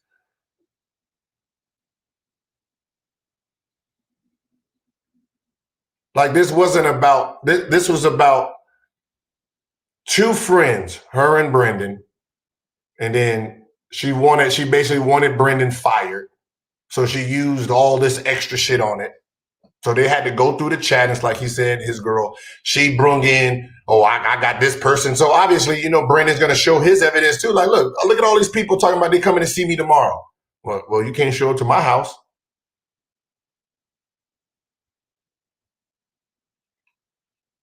She brung her happy ass there. Hey, everybody, woo, where everybody at? Oh, these bitch ass niggas scared. Oh shit, they some scary ass hoes. Why they ain't talking that big shit now?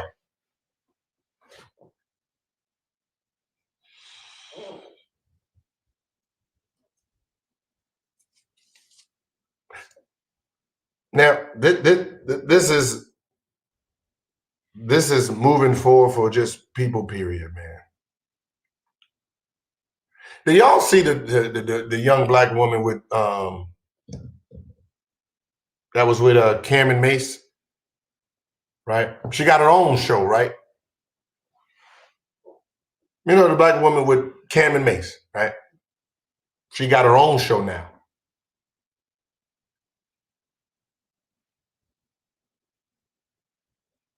Amazing, right? Does she sit around throwing shots and talking shit about Cam and Mace because she don't like the way they dress? She does her job. She does it great. People want to work with her. That's her name, Stat Baby. Got her own shit. Even with Miko and her son, like, yo, I can have Underdog. I can have Underdog sponsor. I'm you and your son, that's a great show. You concept, yo, I can get an Underdog sponsor. You cool. And this is what she do.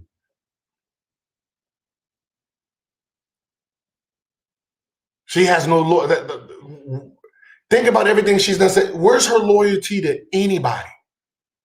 The people she's the closest to the most get the biggest wrath. Like, we all thought this was about McCants.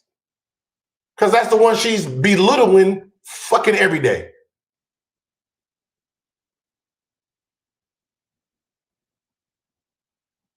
And this is just my opinion.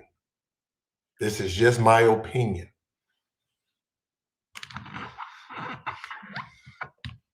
She wanted to use she's scared of Brendan, because she's best friends with Brendan's baby mama, and Brendan and his baby mama don't get along. To help his baby mama in her child support case. Because all of a sudden, Brandon now, after all these years, been put back on child support case. So he's been in court for the last couple months. Yeah, y'all see him come in there with some suits and shit. Like, yeah, man, I've been going through some shit lately. That's it. Going to court. Miko's best friend. So obviously, Miko's like, oh yeah, Brandon signed a new deal. Oh yeah, of course. He just signed his deal. Boom, boom, boom. She's milking shit out of me. Like, yeah, you supposed to get a contract. Boom, boom, boom. I'm just boom. She's going back. Yeah, girl, he just did this. I can't prove it. That's just my opinion.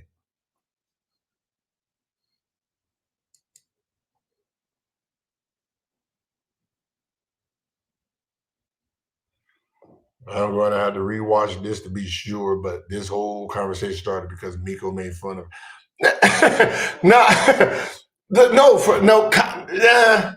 It didn't start because of that. It started because of just being in a group chat, and she just kept attacking Rashad. That's where it started. But this is two friends that had some previous drama that nobody knew about, and then She took it and ran with it. But that's why I was ahead of the game early. Gil's Arena don't have no employees. I wasn't dumb to hire the employees. I let Underdog, and so all this shit, y'all figure that out.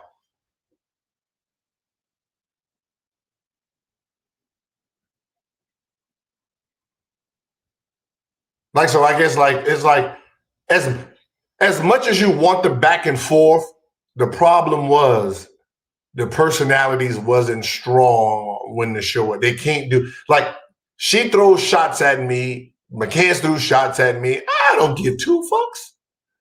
Soon as the show is over, hey, y'all wanna go bowling? They taking this shit personal. Oh, I feel for my life. Yeah. Hey, so what time do I come to work tomorrow? Like, what? Are you serious? Like, this is the dumb shit we going through, man.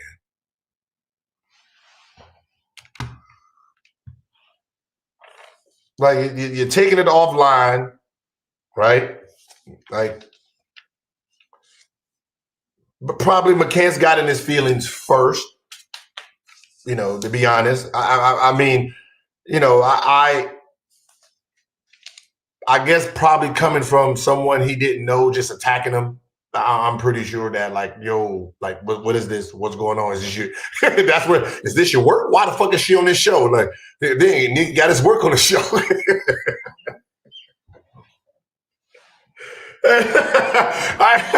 I ain't know this is bring your work to work day. Like, the shit. Like he was trying to be a good sport about it, man. He was trying to be a good sport, but you can see like being attacked every motherfucking day was probably getting to him. So, but yeah, man, like, but it's like the being a victim is that's bullshit. Like everything else, like you coming in here talking your shit, being like, yo, like, yeah, cool, but don't be no fucking fake ass victim. Don't go in here and say you was scared for your life and doing all this shit you was causing behind the scenes. Saying, oh yeah, you knew you was getting fired yet when you told me.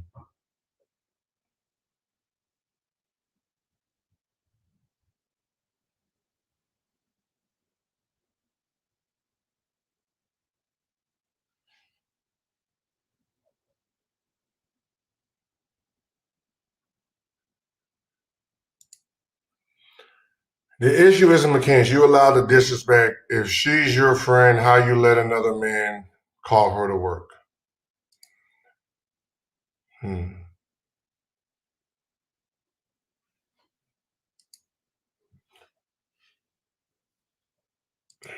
I guess you missed it, so I'm just going to leave this up here. It wasn't McCants, right? Now, let me...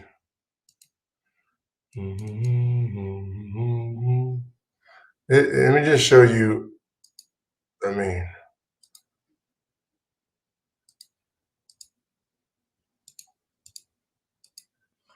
This is what McCants had to deal with in the chat. This is before shoes. This is her just meeting the motherfucker. Right here. This is Miko. I smell pussy again. It ain't me, and I'm the only one in here. If she said that to you, Dominique, what would you say? I smell pussy again. Mm-hmm. What would you say, Dom?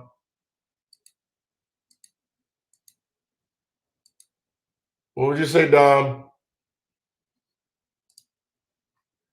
And while you getting ready to talk, Dom, and he not getting no pussy like that. Men that talk about it are the dry dick niggas everybody know. Unless he paying for it, but we know he ain't doing that. And Dom, if this is you, what would you say, Dom? I think you'd be questioning too why is she on the show? Like, who is this woman just attacking me for no damn reason? I'm not saying that she was right or he was right. I'm saying leave me the fuck out of it. If you're going to say something to him and he going to say something to you, don't try to bring in other people. You call the nigga dry dick, broke, and all this, and then this nigga call you. You're not a WNBA player. And you get in your feelings. Don't no. Don't poke the fucking bear, punch the bear, shoot at the bear, and then all he do is growl. Man, he didn't call you the B words. He didn't call this. And you was disrespecting this man like this. Leave me the fuck out of it. I don't want no part. I just want to come do my show, go home, play some fucking video games. That's it. I don't have time to babysit 48, 34. No.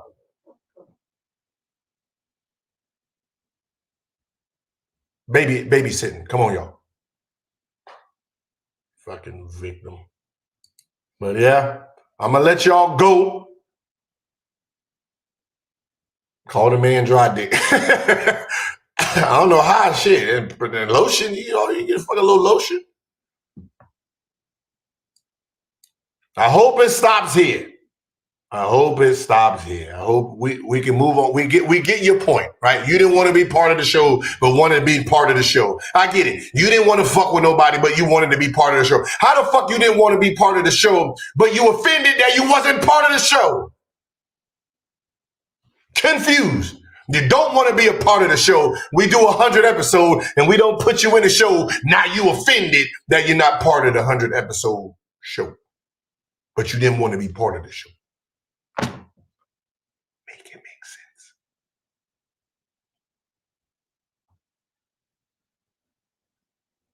Hey, please, when we do like any celebration, don't DM her, y'all.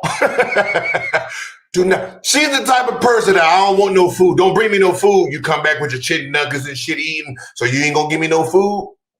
God damn it! You just told me don't get you nothing. You already ate. No, yeah, she probably want to sue. How she gonna sue with all the fucking evidence is violent? Nobody care about it, but she can sue them. I don't give a fuck. What the fuck that got to do with me? Fuck that got to do with me. Like I told her, good luck.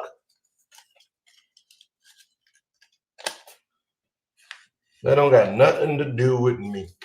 You can't play a victim with all the evidence as you are the aggressor. It's kind of hard. It's weird.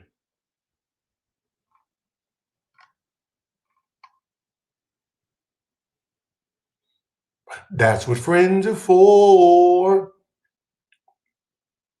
And I want y'all to understand this, just so you can understand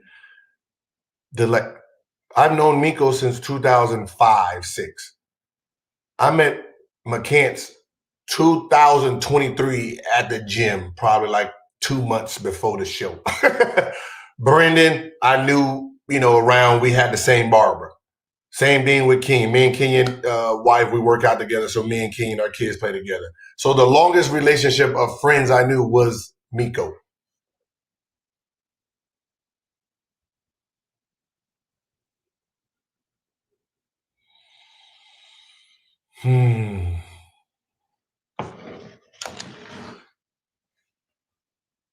I don't want to say this is why. I guess this is why men don't.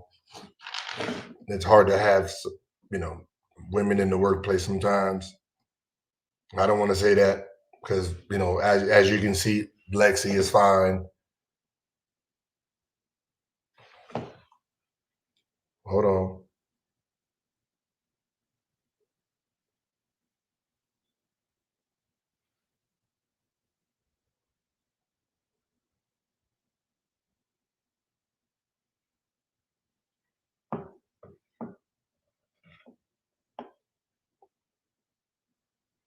Pop, stop texting me, Dad. you the reason she did this, because you asked me, is she gonna be on the 100 episode? Well, shit, that's a good question. Let me go ahead and ask. let me go ahead and ask. You right there. God damn it, you got me fucked up.